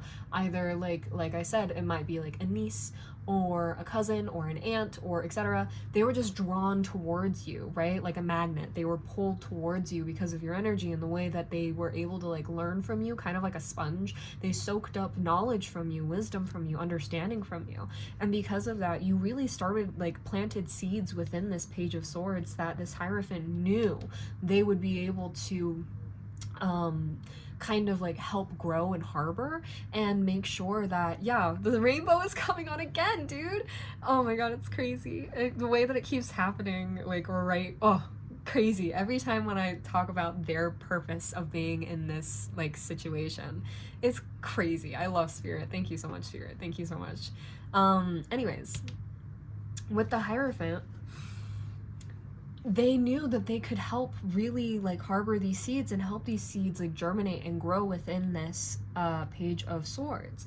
And they knew that that would be their purpose within this court, within these connections. They knew it was very temporary because they could see that this Emperor was not divine. I wonder how you were blinded to this Emperor. That's interesting. Well, maybe it was just the fact that you thought it was love, and I can't blame you for that, collective. I cannot blame you. That is okay. It happens to everybody. It happens to the best of us. It happens to the worst of us. It just happens. Yeah, and the shit was thrown way out of balance for you with the Two of Pentacles being in the reverse. Things were thrown way out of balance, and you just didn't care to take care of it. You went through this death transformation and being like, okay, whatever. I am learning from my mother. I'm learning from Demeter. I am learning from the goddess of spring, from the goddess of fucking life, bro, that I cannot give a shit about how things go and how things grow. I can't care. I cannot care. Not to say that you can't care, but it is to say that, like, you gotta let things go on their own and be the way that they need to be on their own. It's not about you finding something to balance out. It's about finding something that helps balance you out. That's the entire purpose of going out of your way to connect with people and connect with different energies and different people and different places, etc., etc. Not so that you can find something to fix, but so that you can find something that works with you, right? And so everything kind of dissolved, right? Everything kind of dissolved in its own right. The Emperor with the Two of Wands in the reverse, literally, they just wanted to revoke your choice. They didn't want you to be able to stick around and have these courts because they liked having these courts and they loved this court. However you built it, they really loved having the energy to live off of when it came to these three characters, and they loved how nurturing, kind, and loving you were, and how generous you were, and how fun you were, and how just giving in general you are. They were obsessed with that, and they loved living off of that, and they needed more of that in order to maintain the kind of life that they were looking to keep and have with you, right? And they just didn't even care about it, having it with you specifically. They just cared about having it, right? Because they idolized the life that you wanted for yourself. They idolized everything that you created for yourself, right? And they lost it all. It's all gone. Like, the courts completely dissolved. It all broke down because the Hierophant and the Page of Swords, they pieced out. After you left, they left as well. They were like, okay, we're out of this bitch. We're getting out of here. The maniacal laughter coming from my brother right now. Yeah, exactly, bro. Exactly. That's how this Hierophant is feeling, bro, for real. And, like, this Queen of Swords, she's learning her lesson about how she can't be, like, touching the fucking scales like that. And this Emperor is realizing that everything that he had is gone now. Like, it's so interesting, like, the way that I decided to go with this kind of this kind of art for the songs. Because it's a bunch of rosebuds and rose thorns growing and cutting up these hands that are just praying, right? Begging. You okay? Yep. That's the Page of Swords right there. Just wanting to make sure that you were okay and that things were working out. Well, it wasn't. Things weren't working out. The Tower in the reverse of the Ten of Cups. You tried to stop things from happening. You tried your best to prevent the collapse from happening. You really did. But ultimately, every single freaking connection that was in here, either they were not assisting with pouring out. With these two cards here, they were not assisting with pouring out. You were the only one that was offering anything to these people. You were the only one offering anything to these people. Like, look, the Queen of Swords literally was barring what she would have given, the cup that she could have given to everybody, because she didn't want to give. And, like, the Emperor over here was holding so damn fucking, like, holding on to his piece so damn tightly, like, by the freaking crown. Ugh. He didn't want to offer nothing. The freaking Page of Swords only had, like, was very naive. They didn't have a lot to share. They didn't have a lot to give. And the Hierophant, gatekeeper. You can't give the wisdom. You have to gain it, you know? And so everything kind of fell apart because you were the only person that was giving anything. And Spirit really needed to show you, like, this is what imbalance looks like. Yes, you're being a wonderful, wonderful leader. You are leading perfectly. Damn near perfectly, dare I say. Excuse me, you are very wise, right? And we have a dragonfly over here with this freaking crow and with this bat. Like, all of these freaking winged animals are very significant, okay? Did you know that dragonflies are apex predators? It's very interesting. You should look into it. But, like, you had to learn and understand, like, there was nothing that you could have done to make things go any differently, not because you didn't have the power to change or help people change, but because you were just actively trying to make something align and fit with you that just simply was not aligned and fit, right? Like I said, it's not about finding something to fix, it's about finding something that works with you. And we have the Four of Wands with this Knight of Wands energy, which is telling me a lot about how you just had to move on and find joy and excitement and celebration and connection with other people and other beings. You couldn't just stick around and be stuck in this energy anymore. You needed things to move. You couldn't stand things being stagnant anymore. And you were stuck in this moon energy for a while, being like, why? What happened? Like, I don't understand. Why did everything go the way that it went? Why did everything happen the way that it did? And you had to be at the mercy of the universe to be able to see and understand, like, the answers.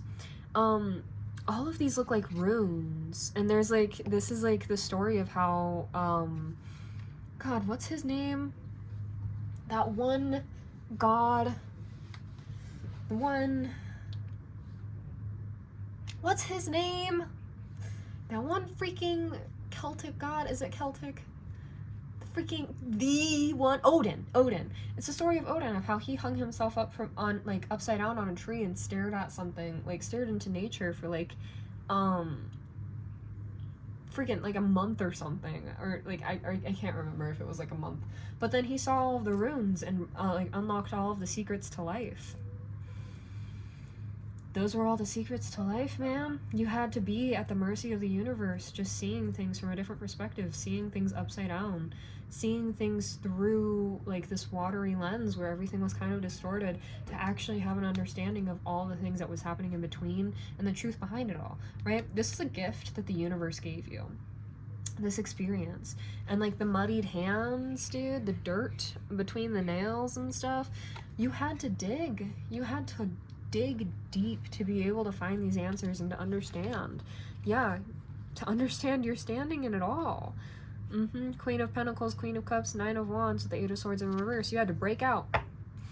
You had to break out of the dumb ass cycles. You had to break away. You had to get the fuck away from these liars, from these manipulators, from these people who had an act that they put on strictly for the purpose of getting under your skin or in your pants or whatever, strictly for the purpose of getting in your court. You had to move on, you had to break away, couldn't hold on to that anymore. Yep, Five of Pentacles in the reverse, exactly, because it was just depressing, bro. There's like a certain point where it just gets really fucking depressing. So yeah, screw it. Move beyond it, move past it, let it all go, screw it all. Seven of Cups, yeah, with the Sun, exactly. There was also, yep, Eight of Pentacles. Now it's your choice to figure out what joy looks like for you and how you're going to be implementing that in your life. This Queen of Wands, this Hierophant energy, is so proud of you. Like, this Hierophant really needs you to know. This Queen of Wands really, really needs you to know and understand that you are such an amazing person. And you might never understand exactly why this Emperor acted the way that they did, or you might never fully understand or have that kind of perspective of what happened and how everything went down. That's okay. You don't need it. Because ultimately, like, you came to your own truth. Ultimately, you found everything that was right and aligned with you in the end, and you actually really truly deserve every single bit of joy that you are going to find as you move closer to the divine. All right? This Queen of Wands loves you so much. This Queen of Wands, whoever they are, they have so much love to give to you. They have so much care in their heart for you. Like, it's not even funny, dude. All right. We have two for you, which is only fair, I suppose, since there were two songs. But we have Say Hello to Others, You Will Have a Happier Day, and Cover Your Mouth When You Cough or Sneeze. For lucky numbers, we have 52, 16, 56, 25, 2, and 1. There's also 7. We have 11, 2 again. 8 and 7 again. That's 7, 7, 2, 2. Interesting. 22 and 77 could be significant numbers for you. Yeah. Thank you so much for being here, angels, and for letting me read your energy. If you liked this, please like, share, comment, and subscribe. If you would like to come back again and get another kind of a reading, I mainly do general readings for collective readings. I don't really do pick a card readings like this very often, but when I do them, they're very much so fun, and they are only ever uploaded on Fridays. So yeah, look out for that if you ever want to see them again. If you would like to. It is always appreciated, but never required. Never required. I do have my Cash App in the description box below for those of you who are interested in giving me a tip. I appreciate it so much when you do, but it's never required. You being here is enough. You being enough. You being enough. You being enough. You heard me. You being enough. Anyway, I love you so much. I hope we'll see you in the next reading. Alright, bye-bye. Hello, angels. Welcome, pile 3. If you chose this art piece, this song with the waves, the buoy, and like the storm going on in the ocean, then this is the pile for you. Before we get into what song this is, we're going to do the theme of your reading first, just so we can get a better understanding and sense of what this reading is about for you. This pink one, this one. All right, let's see. Oh, in what ways are you a blessing? I've already done a reading on this one before, but like it was so beautiful and so nice. So maybe you might want to go watch that, because maybe that's more ways that you're a blessing. But this is so exciting.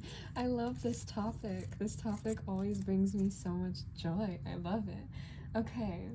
Alright, period. And today we're using the Corrupted Tarot and, of course, the Little Fortunes. So, let's see what song is for you. I Will Overcome by Ray. Oh my god, I love that album so much. You don't understand. I freaking love that music so much. I love it. I love that album. It's so beautiful. Lifeboat and I Will Overcome, as well as South London Loverboy, has to be like my favorite songs in that album. It's literally everything to me. Freaking, I love it. I love it.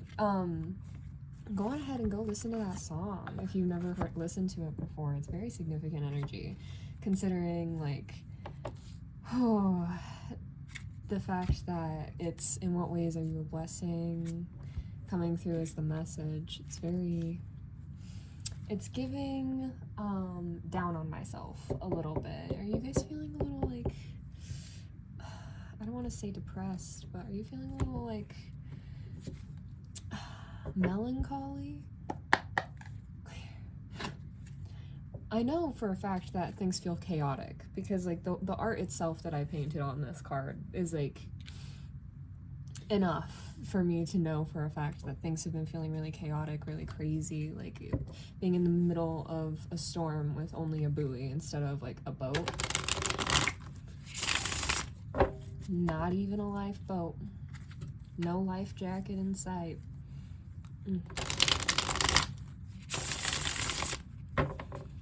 I heard Spirit just say to me, there is nothing more terrifying as for a sailor than seeing a buoy in the middle of the sea. An empty buoy in the middle of the sea. I'm like, damn. That is kind of crazy. Okay. Alright. Angels and ancestors, universe, spirit guides, higher self on earth, God, divine beings, the highest light, with the purest intention and integrity and love. What is the truth?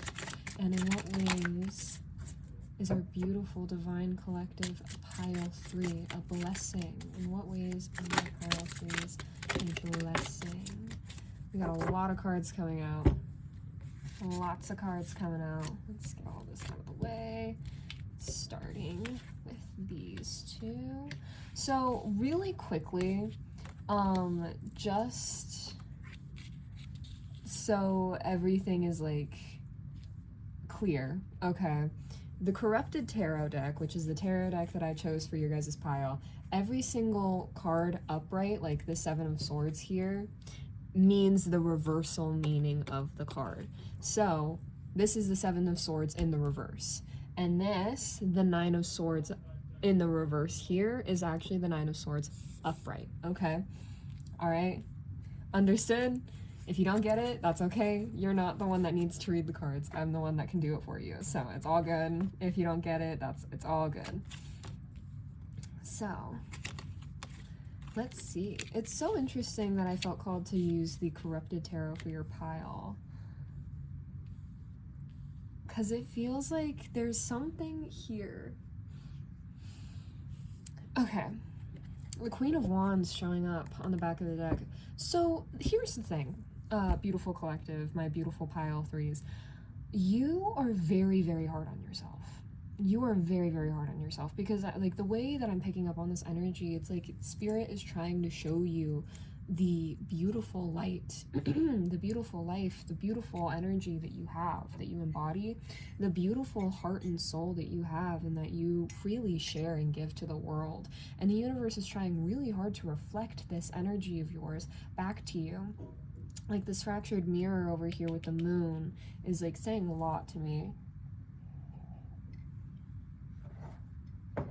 Because it's giving, you don't see how beautiful you are. You don't see it. You can't see how wonderful you are, how blessing, like how blessed you are, how blessing you are, how much of a blessing you are. It's impossible for you to see. And I'm not saying it's impossible for you to see because like it's genuinely not possible for you to see. It's just that you've already subscribed to this reality that it's not possible for anything else to be. It's not possible for you to have any other kind of feelings or about yourself. It's not possible for you to care about yourself because like you suck, you're horrible, you're terrible, blah blah blah. Like I'm getting like there's this inner narrator that tells you there's no way you're gonna survive anything because you're weak, because you like imposter syndrome. You have something in you that's constantly telling you you can't do anything, you can't achieve anything, you can't do this, you can't do that. It's not your job to do these things. You can't do anything that you set your mind to because like who are you to be so selfish? Who are you to be so cruel? Who are you to be so devastating? And it's like, yeah, that's what's throwing you out of balance here, throwing you really out of alignment because like it's easier for you on a certain level to subscribe to these thoughts and feelings, this imposter inside of your head, than the possibility of things being good and light and positive, things being nice for you, things being soft, things being gentle. Yeah. See, look, it's crazy because we got the Knight of Pentacles in the reverse here, and which talks about like complete halted movement, like no moving forward. And then we have the Queen of Cups with the Ten of Pentacles, true fulfillment here. There's true fulfillment here. All right, true fulfillment out here. There's true legacy being built here. Like you are being led to this point of like, I want to say this point of development. You're being led to this point of growth that is, it's impossible for it to be for anybody else, is the way Spirit is saying it to me.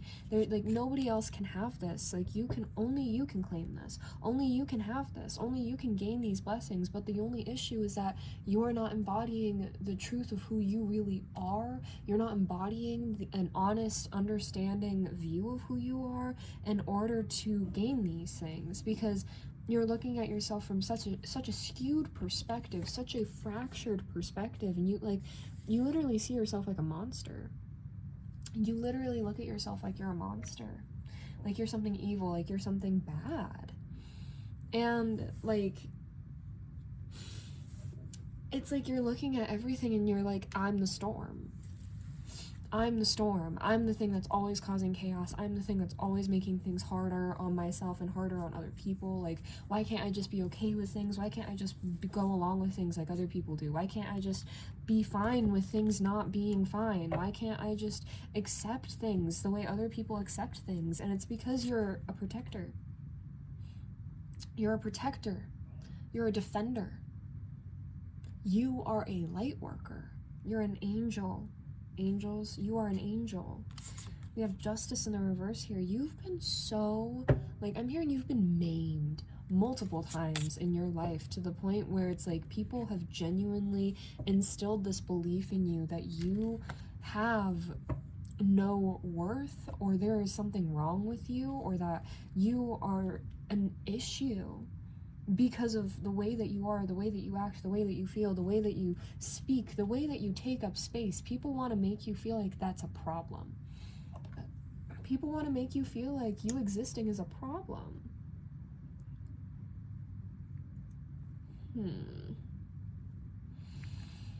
And it sucks. Because, like, the reason why people do this to you is because they can see that you're a blessing.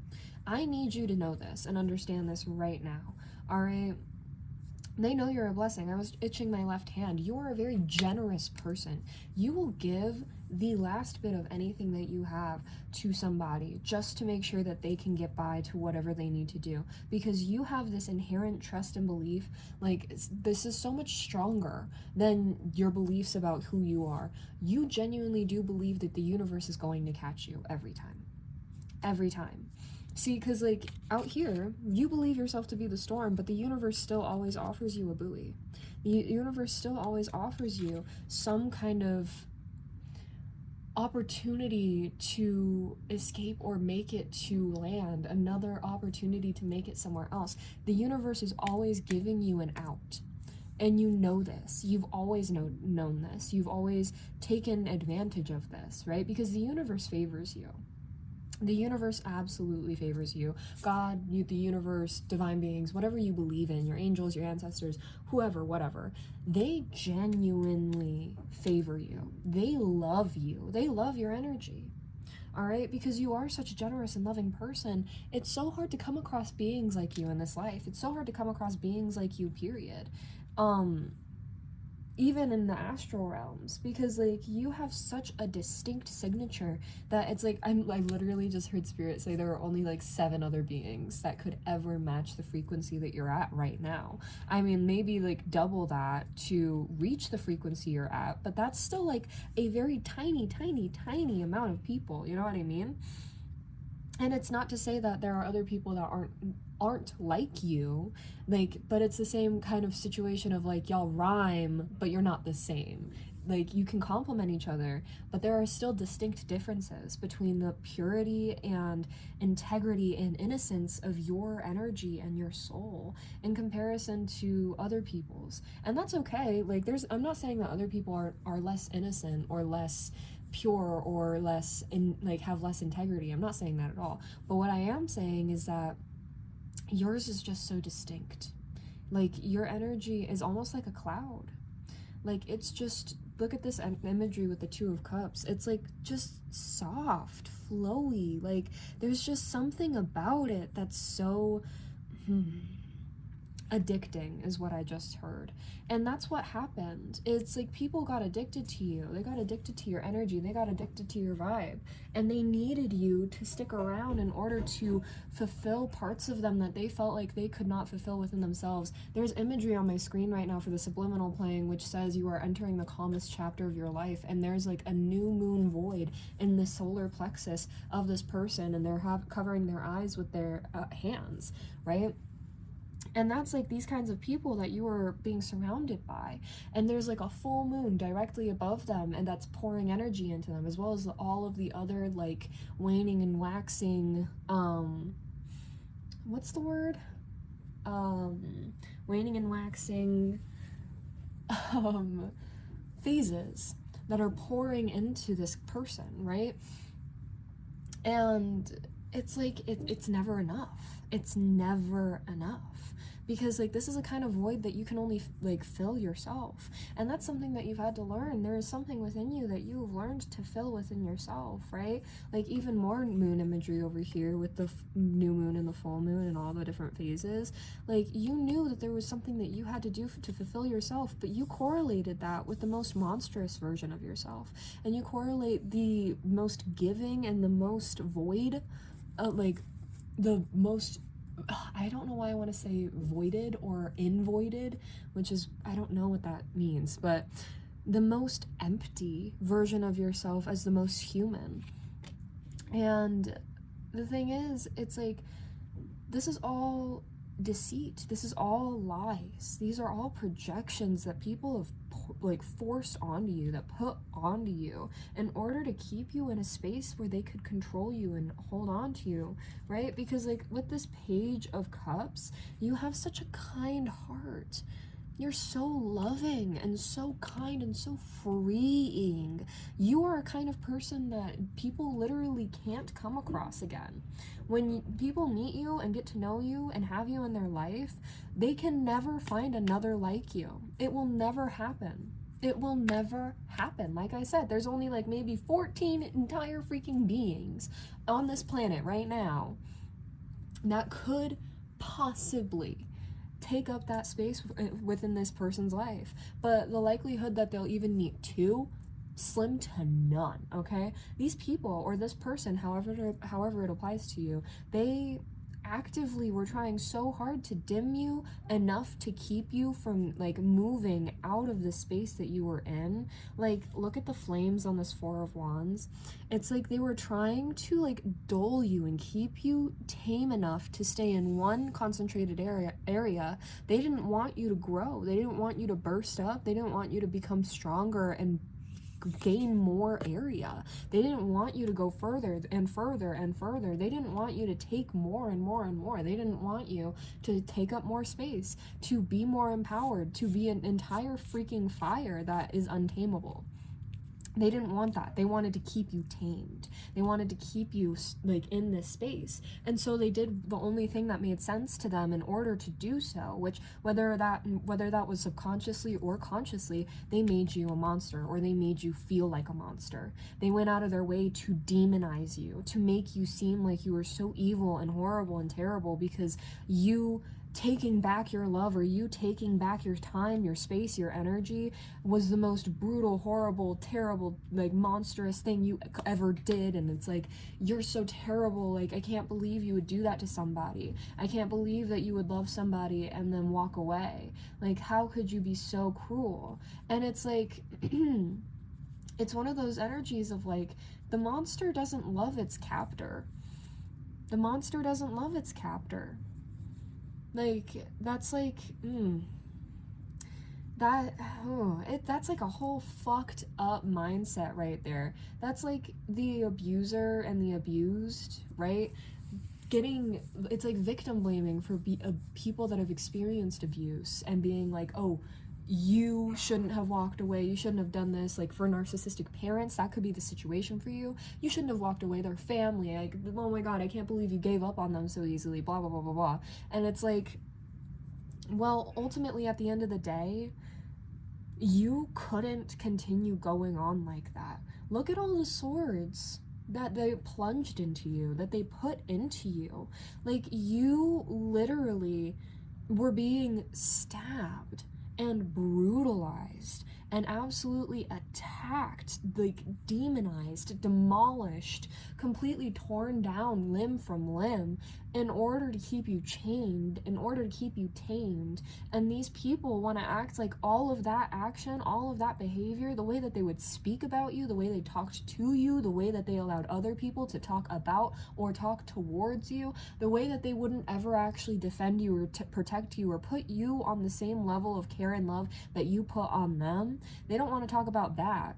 They don't want to talk about how that was bad, how that was monstrous. They don't want to talk about how that was absolutely horrific behavior. They don't want to talk about it because, as far as they're concerned, they were just doing what they needed to do to keep you in check because you're a monster, right? You're a monster. You're a horrible, horrible monster. But ultimately, like, they were keeping you around like a guard dog. Horrifying. That's horrifying. They were keeping you around like a guard dog because, like, they needed you. They needed you to feel fulfilled, to feel good. Because the thing about you with the Nine of Swords and the reverse showing up here, right? So Nine of Swords upright, and for this deck, there's something about you that can just quell those thoughts. Quell the monsters, quell the demons. There's something within you that's able to just completely silence the horrific things going on in people's minds and people's lives. you have such a divine love and energy to you, such a calmness to you, that like, even with this imagery, right, like there's like a silence, right? It's just like a picture, and you're able to show people, like, even when they're in the middle of the storm, even when they're in the middle of the most horrible, terrible times of their life, you're able to show them, and like, this is only a snapshot of this moment. It will pass. This time will pass.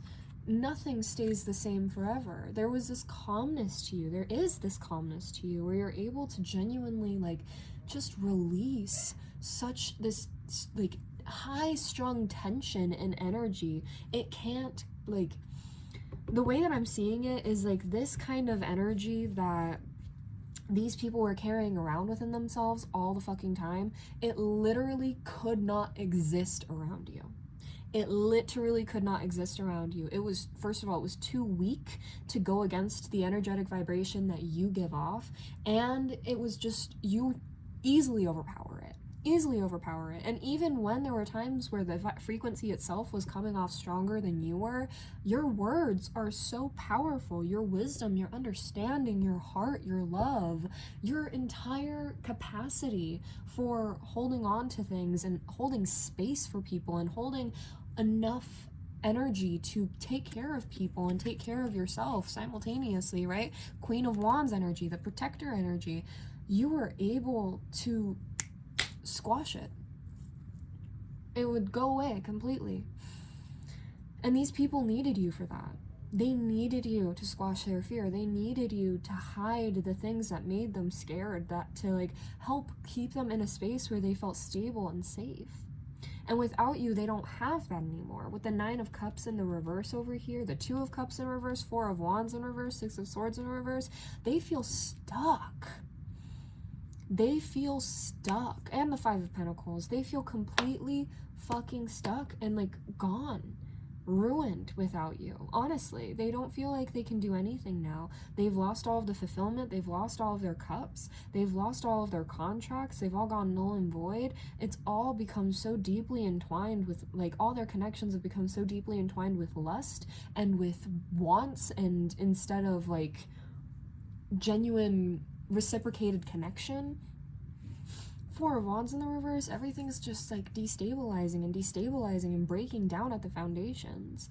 And then we have the freaking 6 of Swords over here in the reverse, which it looks like there's like snakes in the freaking trees. Oh my god, I never noticed that. Yeah, look, there's like snakes all in the trees. This person is surrounded by traitors. This person is surrounded by the exact same kind of people that they have been. And they can't escape. They can't get out of it. There's no getting out of this space. There's no releasing themselves from this space because they're completely surrounded. They're completely surrounded. And the 5 of Pentacles, they don't feel stable in anything. Some people are so poor that all they have is money. Some people are so poor that all they are rich in is money. You're not one of those people.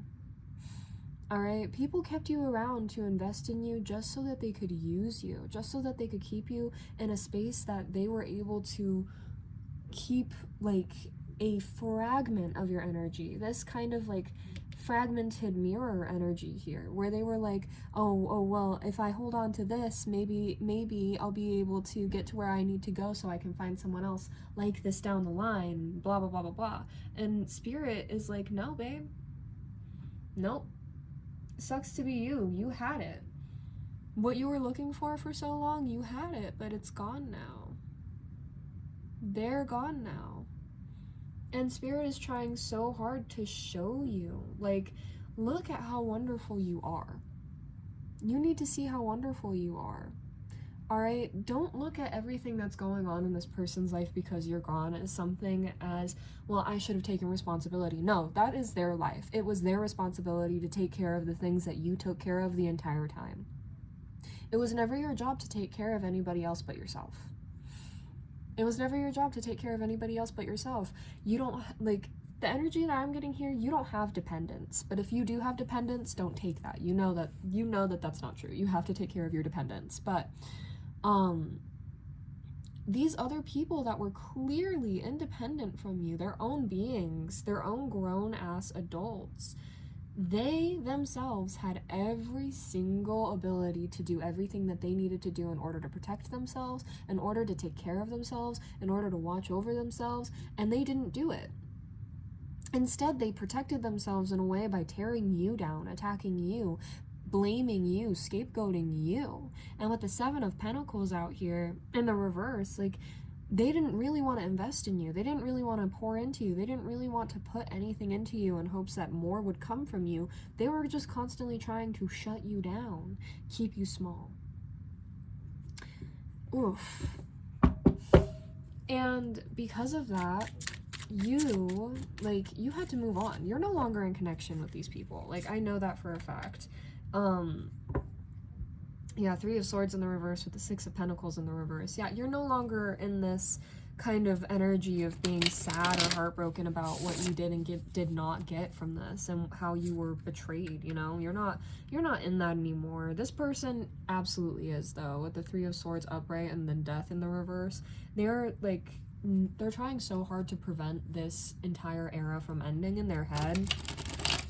Like, they're trying to rationalize and be like, well, I mean, they'll come back, or like, they don't know anybody else like me, and nobody else could love them or care about them like me. No one else will house them or, you know, feed them like I would, and blah, blah, blah, blah, blah.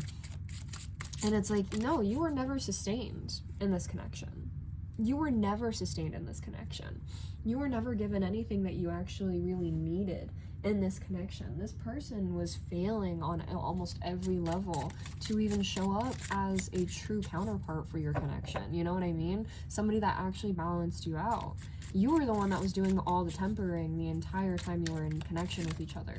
And that's the thing. That's like another example of how much of a blessing you are. You're freely giving spirit. Pile 3, you are such a wonderful, loving person. You're such a wonderful and loving person.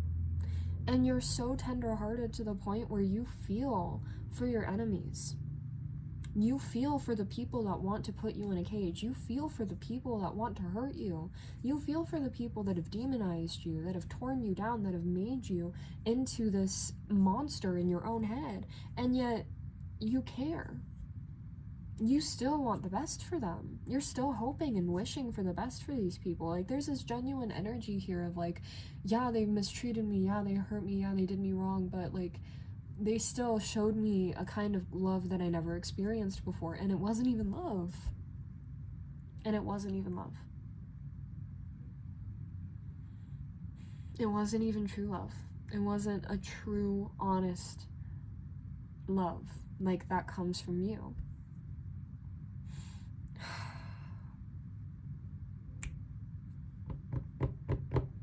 Hold on one second. I'm gonna go grab some different cards. Okay. These are the cards we're gonna use last. These are the cards we're gonna use right now, though. You literally have such a beautiful, generous soul, Pile 3. I don't think I can explain to you just how beautiful and generous you are. Like, and it sucks because it's like you're so quick to see the monster within yourself, but you never sit down and allow yourself to see the monster of other people. You know what I mean? Like, and the thing is, it's crazy because like you can see and recognize when other people are being monsters, and you can see and recognize other people's demons like that. It's not hard for you at all. It's just that you never in a million years put that same kind of energy on other people. You're like, that's just them being human. That's just them being human. That's all. It's nothing more, nothing less. That's just who they are as a human being. And you know what? I'm going to find beauty in that. I'm going to choose to find beauty in that. I'm not going to sit here and say that they're ugly and horrifying and terrible because of these demons that they have. Instead, I'm going to find the beauty in the humanity of them. I'm going to say that they're gorgeous for who they are.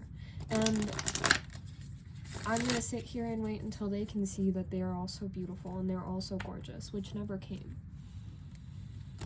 These people, they have bloated egos, low self-esteem. Bloated egos, low self-esteem. They think everything about them that has any kind of value is outwardly materialistic. Their looks, their money, their bag, the kind of things that they do for a living, or the way that they dress up, or the pictures that they take, or the food that they eat, or the places they go to eat, or the places that they go, you know. Everything that gives them any kind of value is everything that has to do with shit outside of them. It has absolutely nothing to do with who they are on the inside. They don't find any beauty on the inside. They hate looking inward. They hate looking inside.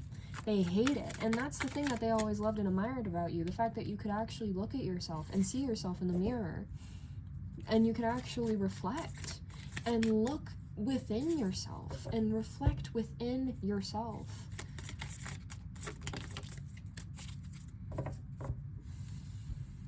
Akasha, your guidance is divinely guided. Thank you, Spirit, for the confirmation. Thank you, angels. Thank you, Spirit. Thank you, higher self.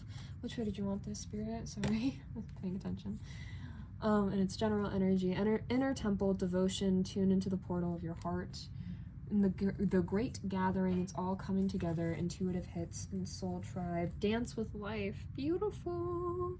And transformation. Things are changing at a cellular level. Deep healing. And do something to change your energy. Beautiful. See, you just dance with life, though. That's exactly the energy here. You move with the flow. You allow things to go the way that they need to go. You let things happen the way that it needs to happen. And that's something that these people cannot freaking do for the life of them, right? Sisterhood of the Rose, beauty and devotion, priestess, mystic, and teacher. Which way did you want this, Spirit? Play in the reverse. Have fun, celebrate, don't be so serious. See, this is everything, like, that about you. And Spirit is trying to show you that even the things that are flawed about you are blessings. They're gifts. They're gifts. The way that you guide people and show people where to go and what to do. The crumbling, exactly. You help people see things for what they are. You break things down for people in a way where they're able to actually understand the impact of what they do or the things that they experience. And you're able to open their eyes. You're able to show them the reality, right? And the thing is like, you are so serious. You are so serious about everything you do, about everything you feel, about everything you believe. You are so serious, dead set on it, that it's hard for you to actually find the enjoyment in those pieces.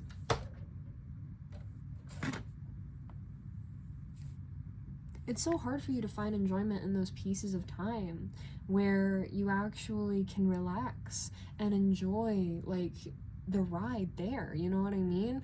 You tell people all the time, like, it's gonna be okay, everything's gonna work out for the best, everything's gonna be okay in the end. You don't have to worry, you don't have to be scared, everything's okay, like, things will work out, etc., etc. Right now, things are really scary and intense, but it's not going to be like that, like, forever, okay? It's going to be okay.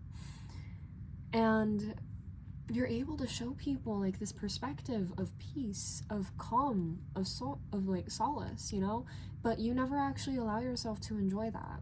You can sit in it, but you are low-key also just kind of bracing for the next thing to happen, right? You know how to get through the thing, but you're always expecting the thing to happen again and again and again and again. And Spirit is saying, it's like, they want you to be at peace, truly. They don't want you to be on edge anymore. They don't want you to be scared. They don't want you to be worried. They don't want you to be, like, seeping in your own fear anymore. Like, they want you to be able to say, it's okay for me to be flawed, because if I could accept other people's flaws and I could accept other people at their flaws, I can accept myself too. I can be deeply flawed and deeply beautiful. Those two things do not have to be separate.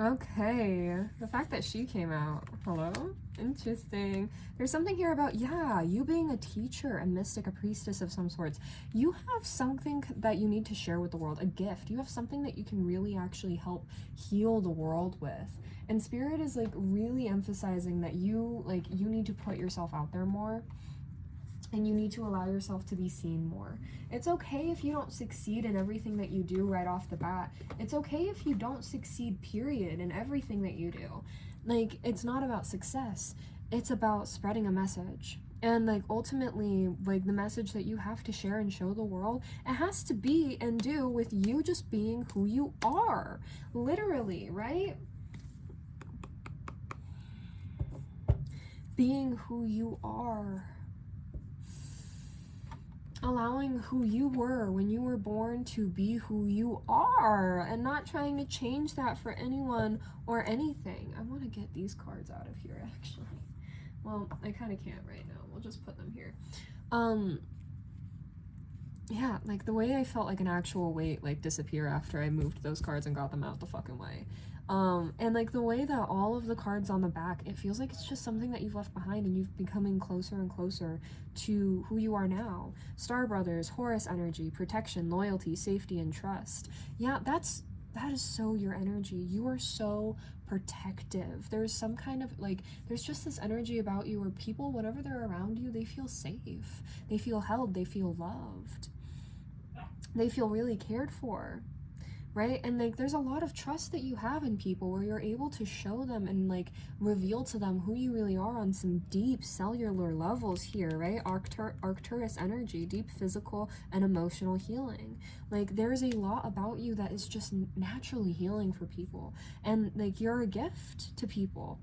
Whenever you go into people's lives or you come into people's lives and they turn out to be very karmic towards you or they turn out to fall apart or these people turn out to be like not meant to be in your life damn near at all, that is a sign. That isn't a sign that you're a terrible person. That isn't a sign that there's something wrong with you. That's a sign that you were given to these people as a gift and a blessing from the universe and they squandered it. That is an example of the universe giving people the opportunity to know you, the opportunity to understand you, to feel your energy, to understand your energy, to heal the way that you have healed, the way that you can heal, and the way to grow and become the person that they are inside, right? Like you do so naturally. Like you don't hide who you are. You try to, but it's impossible. It's not possible for you to mask. It's not possible for you to hide, right? Like people just, it's impossible for you to really hide because people are always watching you and so focused in on you that like they see every part of you, honestly. There are things that you keep inside that are so necessary for the world to see because when people see those parts of you and know about those aspects of you, they can feel healed from that because they don't feel a sense of loneliness anymore. They feel a sense of understanding, of wholeness, of alone, right? All one. Alone is just all one. A-L-O-N-E. They feel whole. Even if they feel like they were alone before, they find wholeness within their experience, reflecting and mirroring yours. A new earth, it's happening. Keep holding the vision. Earth pulsing, pulse of the mother, slow down, time in nature. Yeah, there's something here about you having to reconnect and understand your nature of who you really are. You're not a monster. You're not some beast. You're not some kind of like absolute freaking freak. You're not somebody that needs to be scared of who you are. You're somebody that needs to embrace who you are and really love who you are. You need to realize like, yeah, okay, do you look at lions in the real world, right? Do you look at lions and think monster? No, you look at lions and you think lion. You know what I mean? Like I have a Steven Universe like statue thingy. Like it's a what is it called? It's a pop thing. God, what's it? I can't remember what it's called. But it's Steven and his pet pink lion laying next to each other while he plays the ukulele, right? He's not a monster. Even though he eats lizards, crystal lizards, and like would eat any kind of living being to survive, that doesn't make him a monster. That just makes him a lion, right? You don't look at tigers and think monster. You don't think of dragon and think monster. Just because those things have to take certain steps in order to survive, have to do certain things in order to stay alive, that does not automatically mean that they are monsters. You leaving somebody behind, not even eating them, bro. You're not even eating them. You're not consuming them and ripping the flesh off of their bones. You're just moving on, leaving them behind. That makes you the least kind of a monster. Like, if a lion saw a zebra out in the wild and, like, just walks past it, doesn't even care, like, maybe they got in a bit of a tussle because the zebra tried to kick his ass or something, and he just walks away, everyone's gonna be like, wow, that lion has quite, like, the freaking anger management. That's impressive. I didn't expect that. I thought, like, the lion was gonna eat him for sure.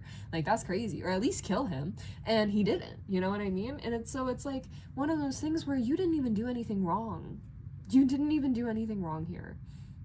You leaving this situation behind, there's nothing wrong with that. Nothing wrong with that at all. And anybody that has to try to twist and contort the story to make it seem like that's a terrible, horrible thing, those are the exact kind of people that were most affected in a negative way by you walking away, by you leaving. They were so negatively impacted by you leaving because they themselves cannot feel good and balanced on their own. Not without you. Not without you. The blue flame, spontaneous awakening, activation, and integration time. Lifting the veil, questioning everything. Anything unaligned must go. Exactly. That's the way that you're a blessing. You show and reveal things to people. You reveal the misalignments in their own life and reveal the misalignments of you and them within connection, right? And you're able to say, okay, this needs to change if we're going to move forward. This needs to change if you want to move forward in this aspect. If you want to keep doing this, you got to do this, you know? And I'm not even getting the sense that you gave advice without purpose, you know what I mean? So like either people would ask you for advice, or people would come to you like seeking advice, or people would come to you like with the same issues over and over and over again, and you would give them advice, right? And so in that, you would show people, this is what's misaligned, this is what's misaligned, this is what's misaligned, this is what you need to do if you want to get into alignment, if you want things to move forward smoothly. Like, it's one of those things where you were showing people how the track was not lining up with the other track that they were trying to get on with their train, right? And when that happens, derailing a train, everything's gonna go flying, everything's gonna explode, everything's gonna go crazy, you know what I mean? So you were genuinely doing all of this out of a love and care and consideration of their happiness, their health, their joy, their safety. Whew. And you are so loving in that aspect. Maybe you learned that you can't just teach people or show people what they need to do all the time. Maybe you learned that you need to actively be a lot more picky about what you tell people and what you show people. Maybe you realize that you can't be so freely giving with the advice that you have, because people will use that and weaponize it against you to make you feel like you're a monster, or try to demonize you for telling people what they should or should not be doing with their life, right? Etc., etc. When in all actuality, you are genuinely just trying to help. Genuinely just trying to help them find love and alignment and joy and fulfillment. You don't do anything to hurt people. You're too, like, with protection, loyalty, safety, and trust, you're too loving. You have too much care in your heart to do that to people, right? And so you're integrating this information. As I'm speaking to you right now, there is something in you that is changing. There is something in you that is actively changing right now on like a cellular level, on like a subconscious level, where you are now integrating a new version of yourself. There's something about you. Karmic relationships. Oh my God, shut up. Look at this. That's so freaking crazy. Exactly. You bring perspective to people. They feel bad and they're sorry and they want to fix things, but like the thing is, like, there's nothing to be fixed here. You peeped everything. And it's like there's nothing that anyone can do or say to change the actions that you have taken now. You're too far gone. You're too deep. You're too deep. You are too far gone for this person to be able to grasp you anymore. There is no way. Like, the way I'm seeing it is like your bubble. You know those like those balls from like science, where they were like in like science in school, where like when the teachers turned it on, there would be like a little lightning, and when you touched it, your hair would like start going up and everything, and it was like electromagnetic energy and whatnot, and like ooh, and like whenever you touched it, there would like it would touch all of your hand and like electrical energy. Yeah, the way I'm seeing it is this bubble here, this is your energy, and it is vibrating at such a high frequency that it is making an electrical charge. Like, there is a literal electrical charge about you, and if these people try to approach you, especially in this watery ass energy of being like, oh, I'm sorry, I'm not trying, like, I'm sorry, like, I didn't realize, like, I didn't know, they're going to get electrocuted if they try to approach you. If they try to touch you, like, I'm literally seeing that, like, somebody trying to touch the ball, your energy, and like the electric shock going through their finger and literally breaking bones. Like, there's nothing that they can do to reconnect with you, because you're reborn. You're different now. You're different now. You're a completely different being now. There's nothing that they can do to change that. So, right. Let's get these last few messages for you, angels. You are so wonderful. You're so wonderful. I love you so much. I hope everything is going wonderfully for you on this path, on this journey. I hope things are actually only ever getting better for you. Because look at all this life that you bring. Oh, whoops. All of this life, all this joy, all this love. Like, oh my god, you're so deep. You might be a Cancer, or a Scorpio. What's the other water sign? You could also be an Aquarius, even though Aquarius is an air sign. What's the other water sign, though? Pisces. You could be a Pisces. You could also be Virgo, Capricorn, Taurus, or Sagittarius. Those, or you might have significant placements. I'm hearing Mercury, Mars, Jupiter, and also just your star, which is interesting. Like, what in the world? Your star? What is your star? Whatever that means, however that resonates with you. Oh my gosh, everything that's flying out right now. Hold on, Spirit. Hold on. Okay, this one's important. Do we want these for? Yes. Yes? Okay, okay. Oh my god, Saint Germain, karma releasing, move beyond drama, create your own path, make room for good energy. Exactly, look at how gorgeous that is. These two want to be a little secretive right now. I want to look. Well, I'm not going to peep. I'm going to wait. We're going to look at these last, just because, okay? All of these are upright, I think, is what Spirit, which way did you want that? Okay, just kidding. Not all of these are upright. Soul expansion. Interesting that that's showing up in the reverse. Spirit just went, there's no room. There's no room. You've expanded. That's about as much as you can do. With melt, oh my gosh, I can't read that. Here. There you go. Higher learning. You have learned from the experience. More inner study is now required to further progress. Beautiful. Horus, he came out again. Horus energy was out here. He could be a significant god for you. He might actually work in your favor or be in your courts at this time. Cosmic gateway. Your thoughts are magnetic and powerful. Miraculous changes are occurring. Changings. Like, I'm seeing somebody changing in and out of clothes, like quick changes for like a musical theater or musical play or something. Serpius Bay, ascension, move into your true self, rise above the darkness, the light is here. Okay, yeah. I almost forgot about what was bringing us here in the first place, with soul expansion in the reverse. See, Lord Shiva with transcendence. Rise up, honor your inner force, steps are being given, dance with the universe. Exactly. There's something here, like everything that has led us here to this point, there is this imposter syndrome that you are suffering from or dealing with at this time in your life, all right? Some sort of issue where you can't look at yourself with this, like, with an actual fair, honest understanding, an honest view of self, right? And it keeps making you kind of shrink in on yourself, and you're like not really like embracing the power that you have, the self-control that you have, the self-empowerment that you've gained. You have become a very, very powerful person, and you've done a lot of work to become who you are now. Which way did you want this? Freya showed up in the reverse. Phases and cycles. There's a beginning within every ending. Illusions are revealed and released. And it's in its general energy now. And we have Lady Venus, downloads and understanding. Truth is being revealed. Deep insights are coming from heaven and the astral realm. Beautiful. Like, I love how it's the feminine energies that we're hiding too. All the rest of this is very masculine energy, and it's like, that's kind of the thing. It's like the beautiful aspects of you, the light within you. You're trying so hard to hide it, and trying so hard to Isis, magic manifesting. Your dreams, visions, and goals are becoming reality. Stay focused.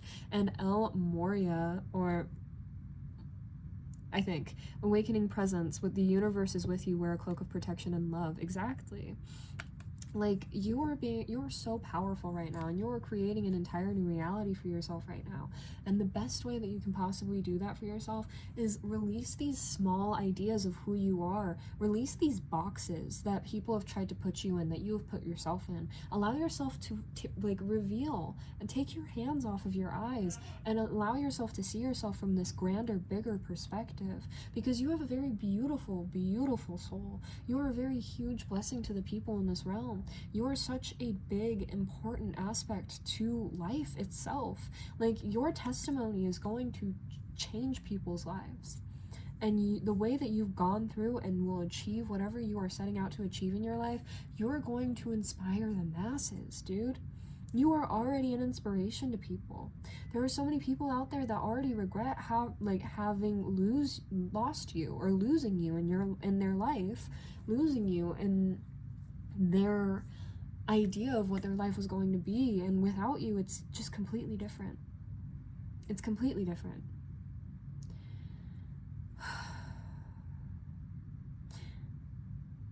And who you are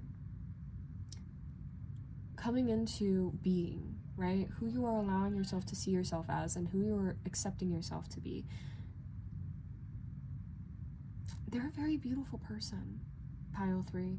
Very beautiful person, and you need to be a lot more loving and accepting of yourself for that. A lot more loving and accepting of yourself for that, okay? You have such an awesome, amazing soul. I don't think you even understand how awesome and amazing you are. Alright. Alright. For your fortune, we have Shandong Noodle, or I don't know. We have lucky numbers 8, 41, 42, 50, 52, and 26. That's gonna be 8, 7, 5, 6 again. Wait, no. Yeah, 6 and 5 again. So 55 or 555 could be a significant number for you. 888 could be a significant number for you. So much fun. Your financial abundance will allow you to live the life of your dreams. Oh my gosh. Okay, Miss Gorgeous. Hello. You are manifesting things at a very, very rapid rate, okay? You just have to trust. Trust. Trust that you deserve it too. You deserve everything that you're calling in. You deserve everything that you're calling in with your life right now. You deserve every single bit of, like, I'm hearing praise, of loyalty, of love, of care, consideration, compassion, money, of cold hard cash, all right? Of everything that you are calling in. You are so deserving of it. You have more than earned every single penny, every single drop, every single bit of everything that you are calling in. Thank you so much for being here, angels. I love you so much. I am so grateful that you were here and for letting me read your energy. If you liked this, please like, share, comment, and subscribe. I would love to hear more about you. You have an awesome energy about you. You're so cool. You're so cool. And if you feel so called to, I do have my Cash App in the description box below if you would like to tip me. It is always appreciated, but never, ever required. All right, you being here is enough. So thank you, my blessing. Thank you, blessing, so, so much. And I will see you in the next reading, okay? Bye! Hello, pile 3. Welcome. I mean, pile 4. Hello. Hello? You might have come from pile 3. So I'm gonna do some cleansing here. Ooh. Careful now. Careful. Don't start any fires. I already got in trouble with my pops for that once. Once upon a time. What can I say? Anyways. Cleanse. I'm hearing the song by, gosh, what's her name? Melanie Martinez. She says, it's The Plague, the song The Plague. From gangrene, cleanse the air with rosemary. It's the plague, the sunshine. I can't hit those notes. Well, I can. Just not right now. I'm eating a peanut butter and jelly sandwich. Not gonna happen. Anyways. Hello, pile 4. Welcome to your reading. I'm sorry that this is taking a minute. You might be a very distracted person. Or you might have, like, I'm hearing ADHD, autism in my mind, so. Gotta love. Do you guys like my nails? Do you guys like my nails? I paint them myself with nail polish, so, like, they're not the nicest. They never look the nicest, but they're always, like, so fun to do. I'm obsessed. I'm obsessed. It's so fun. It's so cutesy. And it took inspiration from the game 5 Crowns, which is super interesting because we have a bunch of different games and a theme of games here with your song choice, which we're going to get into after we pick the subject of your reading. So, angels and finance, sisters, universe, spirit, God, higher self, mother, earth, and God, divine beings of the highest light. Not this one. This one. This one. Come on now. Oh, she's a runner. She a runner, she a track star. Yeah. Okay. Alright. Oh, let's see. Time to think. Okay, we haven't done this one before. Very blue energy on your end. I don't think we've done a reading with this before. Time to think. I mean, maybe we have and I can't remember. I have no idea. What in the world is happening here? Here we go. Anyways, so the fun thing about your guys' pile is that I actually based my nails off of the song I chose for this pile, or Spirit chose. Spirit actually was channeling all of these songs to me for a little while, but the song that I picked, that the universe picked for you is Cards by Doja Cat. Go on ahead and go listen to that song before you come back and watch the rest of this reading. It definitely does set a tone for what is going to be talked about or what this reading will be about. So let's get into it, shall we? Let me get the freaking cards that I picked out for you. Hold on. There we go. I picked the White Newman deck for you guys, which is a very significant deck for me. This is the second deck I've ever used in my entire life. This is the second deck I ever got in my entire life. I purchased it myself. And I love this deck down bad. I love this deck so much. It means so much to me. This deck really does. But the first deck I ever got was actually the Affirmators Tarot. I got it for Christmas one year for my from my sibling, and then it ended up disconnecting from me. It was just like, yeah, no, I'm done here. I can't do this. This is too heavy of energy, and we just couldn't reconnect after that, no matter how hard I tried. So I ended up giving it to my other sibling. Clear. And sometimes she still calls for me because I'm not in that energy anymore, but you know, I feel a little weird just going and taking my sister's cards, you know. Anyways, so angels, ancient ancestors, universe, spirit guides, higher self, mother earth, God, divine beings of the highest light. The universe has a message for sure. With the purest intention and integrity to love, what is the truth? And what does my pile 4s need to spend time thinking on? Okay. The Sun. Interesting. We have the Page of Cups in the reverse, the 7 of Wands in the reverse, 5 of Pentacles in the reverse, the Star in reverse, and the Chariot upright.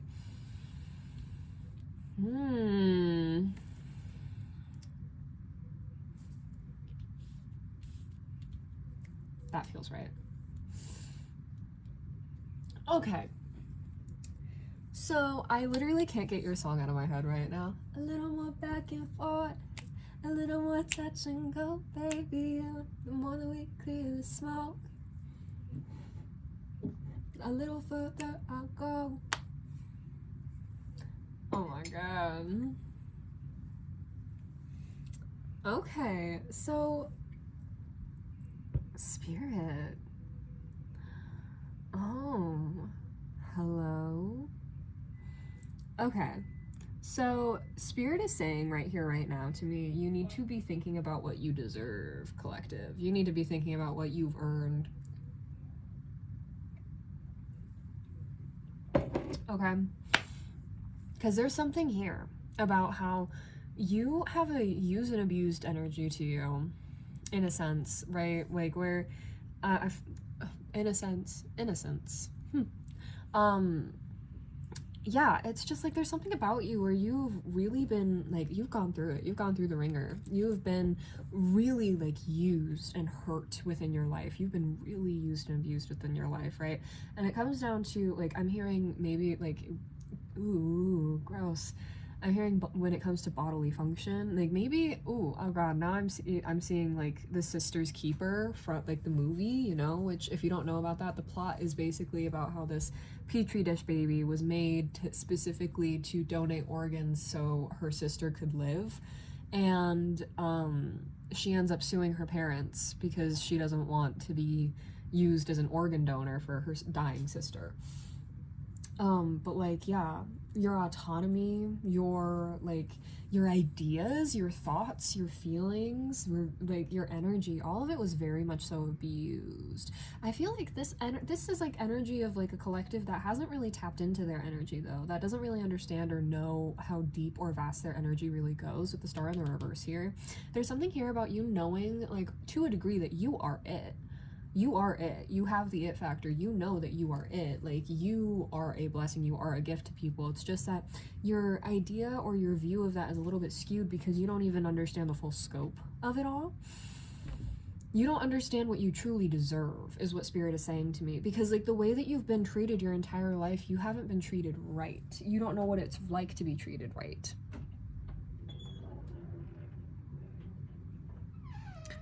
You could have been treated right by people before. Like, I'm not saying that it's impossible, but I am saying that even then, the way that they were showing up and treating you wasn't good enough. Not to the divine standards. Not to the divine standards at all, okay? It's like, I'm getting the sense that you're, like, kind of playing with someone right now. And I'm, like not even in the sense of, like, player energy where you're, like, yeah, oh my gosh, and on the player energy where you're just trying to get into somebody's pants or somebody's trying to get in your pants, but there's like some kind of like foggy situation right now that you're in with somebody where you're just like, ooh, I mean, I could though, I mean, like, couldn't we? And like, I don't know, it's like there's this playful energy between you and another person. See, because with the 7 of Wands in the reverse, it looks like these two people are, like, fighting, right? But in the reverse, it's coming off as a lot more, like, playful.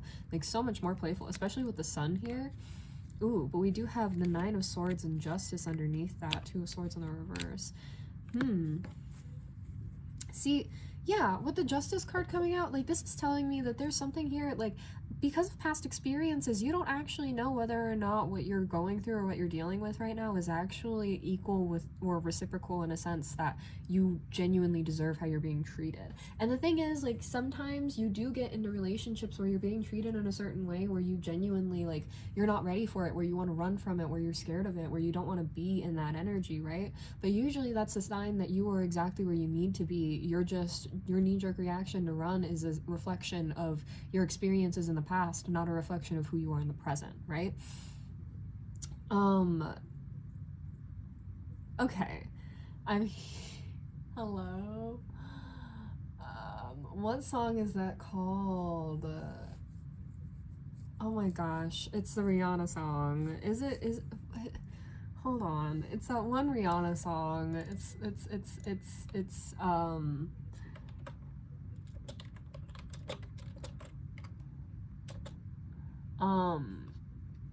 Is that what it's called?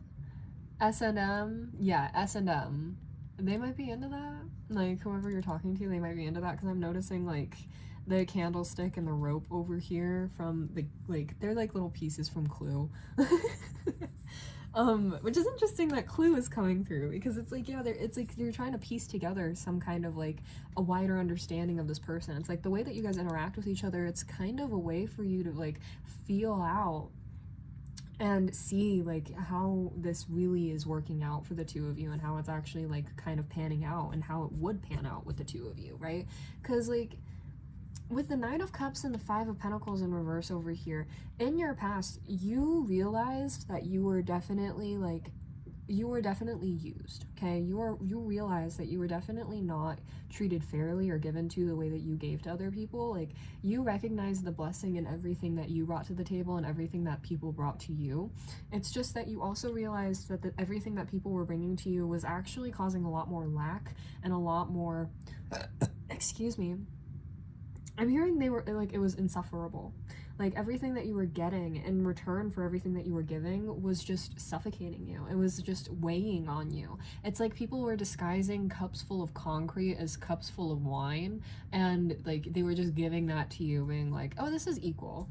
Yeah, this is equal. And then being like, well, mine's actually heavier, so what I gave you is worth more than what you've given me. And it's like, well, that's not how that works. It's not about the substance. It's not about, like, you know, it's not about the weight of the substance. It's not about, like, the taste of it. It comes down to, like, whether or not we can both agree on whether or not this is an equal give and take kind of a thing. And it came out to the point where people, well, everybody else was like, yeah, this is equal. You were like, this is not equal, right? And so you had to leave something behind. You had to leave other people behind. You had to break up with some people. You had to, like, I'm hearing friendship breakups, coworkers that you had to break things off with. Like, maybe you were having a little bit of a office fling, or maybe you had to just say goodbye to the job entirely. You couldn't do it anymore because you were not being paid for the work that you were doing, right? And you were just coming more into your self-worth journey of understanding, like, how you deserve to be treated and how you deserve to be paid respect to, right? And so here's the thing. You still haven't exactly deciphered on a emotional or on a spiritual level what you deserve to be treated with, right? Which really does kind of misconstrue your understanding of how you deserve to be treated on a physical level and on a mental level. You shouldn't have to be worried about things all the time. You shouldn't have to sit down and be scared about things all the time. You shouldn't have to be worried about things working out all the time. You shouldn't have to be scared. Point blank period. Excuse me. Oh my gosh, spitting everywhere. Literally burned my thing. Whatever, it's okay, I don't mind. It adds personality. I just didn't expect the rosemary to catch flame like that. Maybe that's exactly what happened with y'all, though. You and this person, like, there was something about you interacting with this person and things just kind of like clicked, and you were like, hold on now. And I feel like I really do need to say, like, time to think. The universe is like, I really need you to think about this. I really need you to think about this, because, like, the thing is, like, sure, maybe this person is treating you better than the way that other people were treating you before, but with the Page of Cups showing up in the reverse, being clarified by the Chariot, this person is definitely not in the availability that you are in right now. They are not open to availability the way that you are right now. You know what I mean? They're not openly expressing themselves. There are things about themselves that they are concealing. There are things about themselves that they're not fully, like, revealing to you, right? And maybe, like, part of you is just like, oh, well, we still are getting to know each other right now. But, like, the way that Spirit is saying, these are things that they don't want to show anyone ever, right? There are aspects of this person that they never want anybody to see or anybody to know. And you, my dear, beautiful, amazing pile fours, you know for a fact that you want to be the kind of person that can be open and expressive about anything in your relationship. That's kind of what drew you into this in the first place with the Seven of Wands in the reverse. Like, I'm taking it two ways. One way where it's like you can be openly kind of like dominating a kind of conversation or interaction with this person, or you can have a fight or an argument with this person, and it doesn't have to be taken to heart. It isn't taken to seriously in the sense where it's like, oh, this is an attack, you know? But on the other end of it, it's like the fact that you can't have conversation with this person, and like it's an argument or a fight, or there's bickering, or it's a back and forth kind of a thing, instead of just a mutual attempt to move together towards a conclusion, right? That's kind of a red flag. Spirit's like, this is kind of a red flag here, okay? It's not to say that there's something bad going on here. It's not to say that this person's bad in any kind of way, but like, we need you to really be paying attention to the way that you interact with this person, because this kind of thing, it's really easy to become manipulative and very toxic. It's very easy for energy like this to become very toxic. So you need to be very careful, right? Four of Swords in the reverse, you might be staying up a lot thinking about this person, or you might struggle to rest properly whenever you think about this person, or whenever you're interacting with this person. Like, you kind of put everything else on the back burner, which is another red flag. We don't need that. That's not good energy. That is not good energy. Yeah, with the Four of Swords and the Devil poking out. Yeah. That's not healthy, my friend. That's not healthy, because like, you're a lover at heart. That's clear. That is clear as day to me. You are a lover at heart. Look at that white Newman. That's kind of like your destined path right here. Being able to be a dreamer, being able to come up with things, create things, being able to rest and be in your divine feminine power and divine feminine energy without having to stress or without having to worry about things, right? Without having to deal with the mental load. And being able to, like, you know, take time and step away from people, and like that not having an effect on your connection or your relationship. This kind of does sound like or seem like the kind of person that would be upset if you didn't respond quickly enough, or if you chose not to respond and instead you were like scrolling or something like that, or watching videos or watching your show, etc., etc. Okay, I know that's like a huge debate, but like, I'm gonna give my 2 cents here just really quickly, because like I freaking hate the entire idea and the entire notion that anybody is absolutely deserving of your time, your energy, etc., etc., especially when it comes to the online spaces. Just because you can respond to somebody at that time does not automatically mean that they are entitled to your energy, that they are entitled to your time, okay? Back then, when we could only communicate to people in letters, you wouldn't hear from each other every like 6 months. Oh my gosh.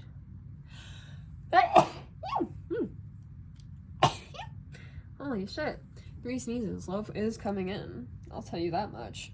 But like, nobody's entitled to your time or energy like that. No one. Not a single person is entitled to you like that. Alright? And the thing is, like I said, back then, it would take like 6 months for people to respond to each other, because like, you'd have to wait for the letter to get to you, you'd have to open the letter, read the letter, write what you were going to say back, because once again, it was going to be another like 6 months until you heard from this person. So you've got to be really considerate of what you're going to tell them. You had to really think about the words that you were going to write down, and then you seal the letter, send it off, wait for them to get the letter, and then get same thing, rinse and repeat, back and forth, back and forth, back and forth, right? Oh my gosh, sorry. This incense is like, messing with me.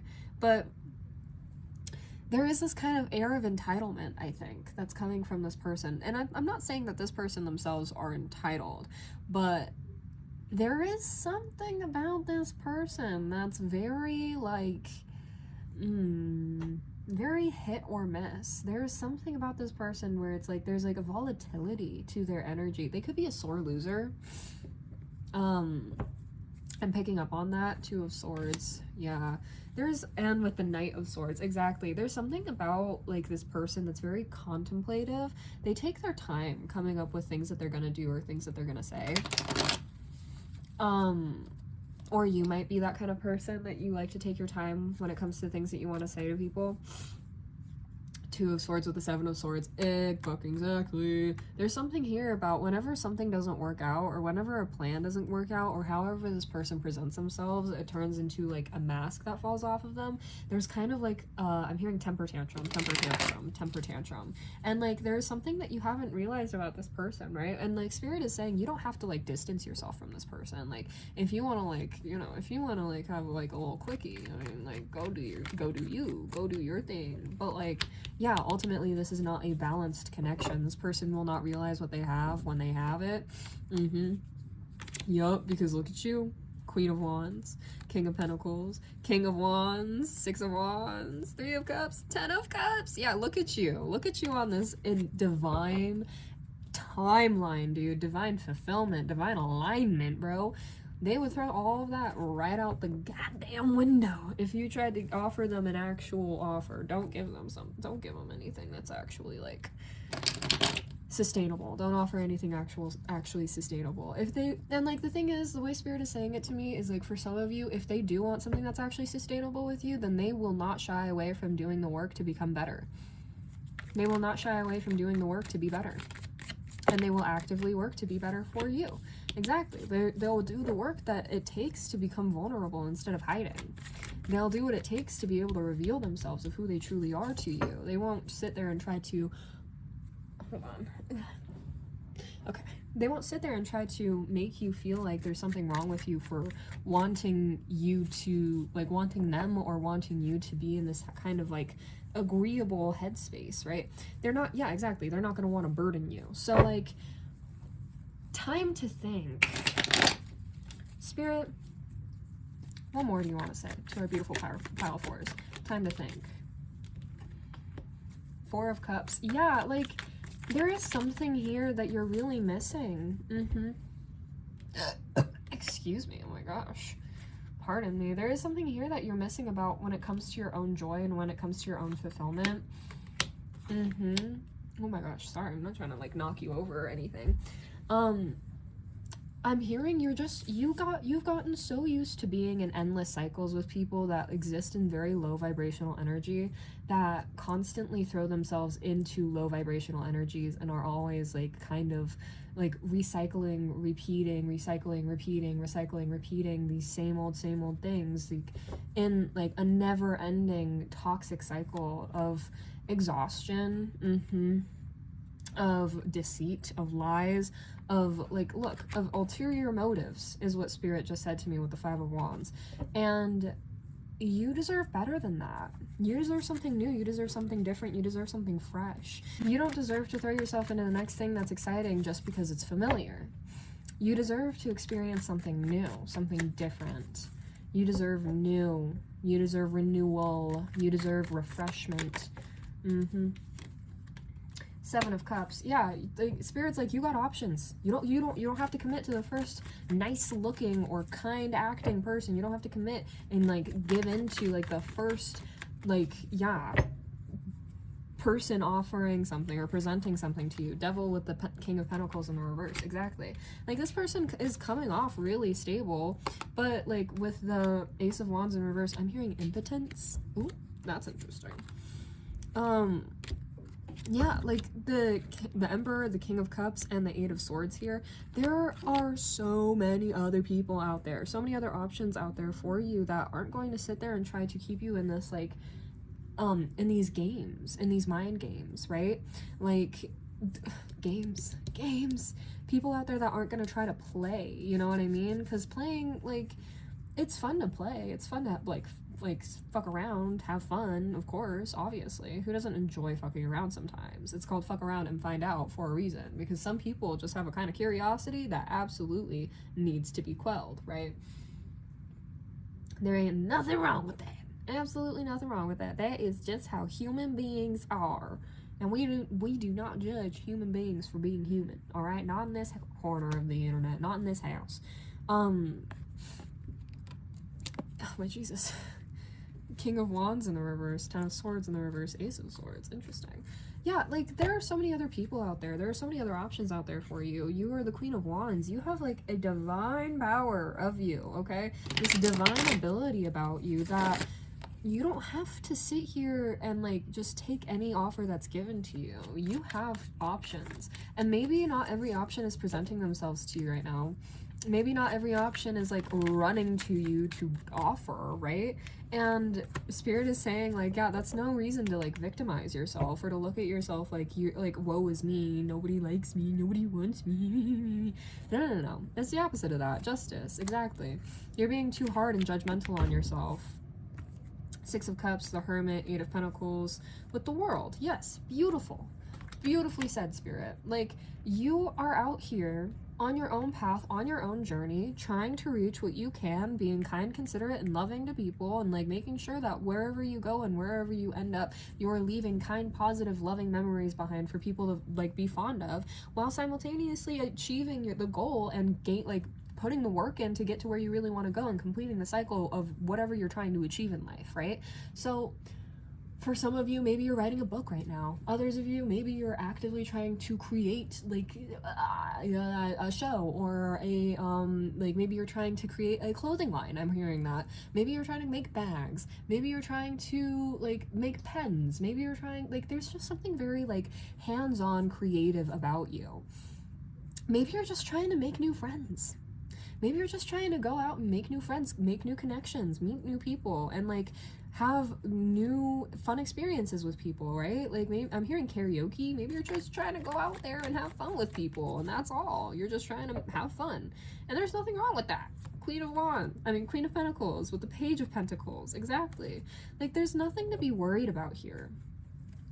Because ultimately you are a very divine person, and the thing is, the reason why people aren't running to you, offering themselves up to you like that, isn't because you're not worth it or not, and it isn't because you're not like attractive or desirable. It's because like people can see that you are very high standard. Okay, you have very high standards. Your standards are very high.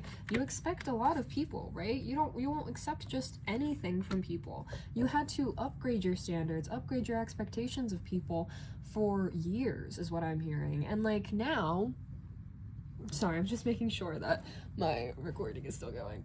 Now you're at this point where you kind of have two options. You can either like continue moving forward and pouring investment into yourself and investment in everything that you have learned, right? Because like I said, you have had to up your standards in oh my gosh, experience. Excuse me. Hello, experience. Hello. You had to up your standards in the like physical sense and in the spiritual sense, right? In the soul sense. You were like, I can't just accept anybody doing anything anymore. I like, if I'm gonna be with somebody, I need to be with somebody that is passionate about what they do and that like loves what they do and will pour their whole heart and soul into whatever they want to do, just like me. I need somebody that can reflect that within me, and I don't want to be with just anybody that like only wants me for my body. I need somebody that actually cares about my health, that actually cares about me being taken care of, that actually cares about like right now I'm seeing this TikTok that I saw about this woman who made a video talking about her toxic ex, and how whenever she went to try to take a nap, he would literally like go and make as much noise as possible or harass her as much as possible and be as difficult as possible so that she couldn't actually have a decent nap, even though she was a freaking nurse.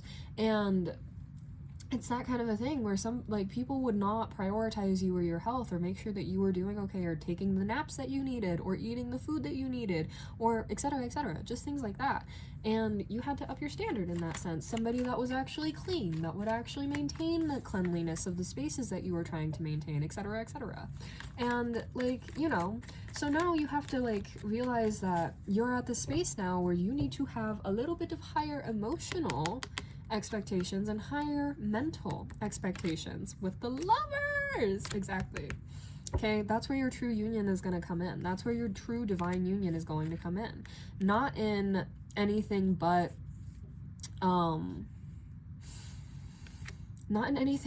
your like ability to only accept what you like want. Honestly, the universe is like, be as picky as you want. Like there are so many freaking fish out there in the sea that can possibly meet the expectations that you have. And ultimately, at the end of the day, why settle for anything less? Why settle for anything less? All right, what else, Spirit? What else? What else? Time to think on what, Spirit? Time to think on what? You know what? Specifically, in what ways can this beautiful, wonderful pile 4 change their mindset for a more positive impact on their standards for emotional and mental support or love? In what ways can we change that? In what ways, like, what kind of advice do you have for our collective here to rest, sleep on it, sleep on it, sleep on it, sleep on it, sleep on it. Take as much time as you possibly need. Literally, I'm hearing dream up the best outcome. Yeah, 9 of Swords energy and its general energy. Just like, there is something here about you having to do hard things and having to come up with hard answers to difficult situations, and being able to like be real with yourself, but also kind of like struggling to actually show up in that sense. White Newman on the back of the deck. Yeah, actually subscribing to that divine timeline. Ooh, yeah, there's something here about like, you really need to understand that everything that you are dealing with right now, everything that you are going through right now, all of this like imposter syndrome, all these struggles, all of this fear, all this anxiety, all this uncertainty, it's not coming from you not being worthy. It's coming from like these projections and ideas that other people have forced onto you of who you are, because they were uncomfortable with who you are when you're empowered. Excuse me. With Strength on the back of the deck and 3 of Wands. Exactly, because you create your own reality. You have the power to create your own reality. That's all you ever do. Allow yourself to go through the death and transformation. All right, allow these past versions of you that care so much about what everybody else thinks, about what everybody else wants, about what everybody else projects onto you, right? Like, instead of being worried about how like you're not being loved or accepted in the way that you want, be happy about the fact that you are loving yourself and accepting yourself the exact way that you want, right? Because you count. You are a person. And like I said in the beginning, or like at least a little bit ago, you don't have to like absolutely decline every single offer either. You just have to know how much you're willing to put into it. Like, if you just want somebody to play with, right? Just somebody to have fun with, somebody to like play games with, but like not like player energy, like the kind of energy where you're both just agreeing the kind to the degree of commitment that you are putting towards whatever kind of situation. That's totally fine. Exactly. With the High Priestess showing up in the reverse, bro.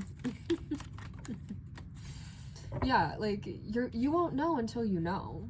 Obviously, you won't know until you know, but just be discerning. You know what I mean? Allow yourself to have new experiences and allow yourself to go through new feelings, new contracts, new situations with the Fool energy here. Allow yourself to experience new, fulfilling, exciting things. But yeah, don't let them get in the way of your actual objective goal in the end, all right? For some of you, that means like absolutely nothing. No connecting with this person at all, no connecting with these people at all. For some of you, that means absolutely like no contact, no interaction, no date, no texting, no nothing. For others of you, that means go on a few dates, go hang out a little bit, go connect a little bit. For others of you, it's maybe like write it out, see how it goes, just feel it out, see how it works out for you and this other freaking person, right? Ultimately though, 3 of Cups energy back here. Ultimately though, also like listen to your courts. Listen, like your friends do have some good advice here about like you can't change people, you can't make people better. No, you cannot fix him. No, you cannot fix them. No, you cannot make them into anything that they will refuse to become. No, you cannot force them to change. No, you cannot force them to become better. Right? Because they want to give you this good advice and help push you forward on like your journey. They want to help you stay aligned within your life with the Wheel of Fortune upright. They want to make sure that you continue moving forward, all right, in a healthy, positive way. Because like I said, for the others of you, this is something, for most of you, honestly, this is something that you don't want to invest in at all. Okay, 9 of Cups in the reverse, Temperance in the reverse, Ace of Wands in the reverse. Like, it will put you in that same exact 9 of Cups energy with these other people before, where you can recognize the value of what you were giving and the value of what they were giving, but you also realize that you had to do all of this balancing and tempering, and it was never reciprocated. And you are not going to subscribe to that. You're not going to sit there and try to balance out and fix everything, right? And then with the Ace of Wands too, it's like, you're not gonna sit there and try to like just keep sparking anew and trying to pour more fire or gasoline on the fire to keep things going and burning and staying passionate.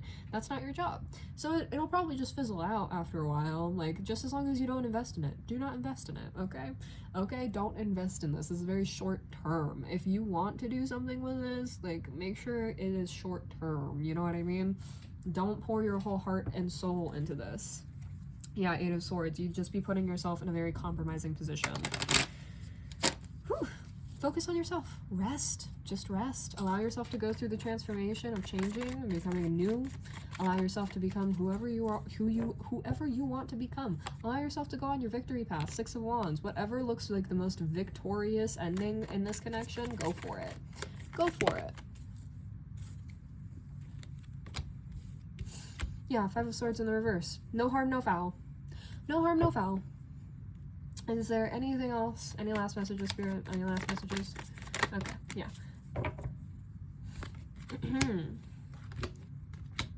Yeah, 6 of Cups in the reverse, 6 of Pentacles in the reverse, and 8 of Cups in the reverse.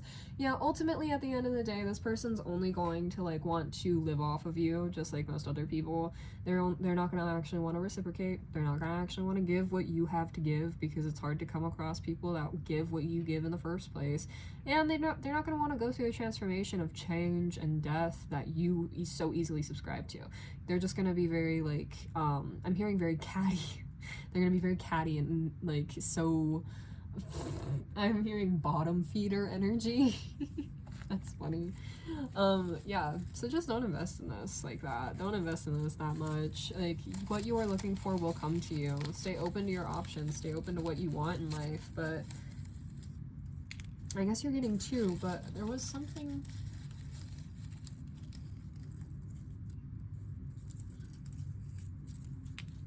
There we go. Well,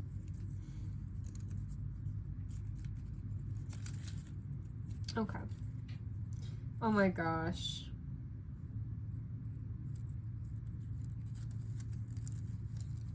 I'm sorry, I just saw the fortune, yeah, from the last pile. Your financial abundance will allow you to live the life of your dreams. With 8, 41, 42, 50, 52, and 26, 55, and 88 could be significant numbers for you, as well as 6. You are on, oh my god, you have an eternal growth mindset. Exactly. 11, 24, 30, 40, 41, and 43. Beautiful. Oh wow. 2, 6, 3, 4, 5, and yeah, 666 could be very significant for this pile. We also have the road to knowledge begins with the turn of the page. Beautiful.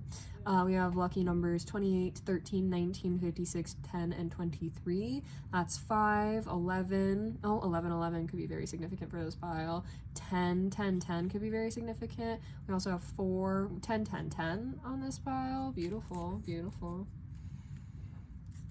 For numbers, we have 4, 4, 8, 10, 9, and what is that? 3, or 12. 12 could be a significant number too. But we also have 4, 13, 17, 29, 36, and 48. And you may soon change your line of work. Yeah, didn't I say that earlier? We have lucky numbers. Oh, look at that. 7 right up here. 27, 37, 11 again, 20, 48, and 23. So 5s could be significant. 12 again could be significant. 3, 3, 3 could be significant. 10, 10, 10 again. And 8 or 9, my bad. And what else? Is that all? Yes, that's all. Okay, awesome. All right, so thank you so much for being here, angels, and for letting me read your energy for you. If you liked this, please like, share, comment, and subscribe. I would love to get to know you more. I would love to see you more. And if you feel so called to, I do have my Cash App in the description box below if you would like to tip me. You are never absolutely required to. It's never, ever, ever, ever required. But it is always so very, very deeply appreciated to those of you who feel called to it. So thank you so much for being here. I love you so, so, so, so, so, so much. And I hope I will see you in the next reading, okay? Bye!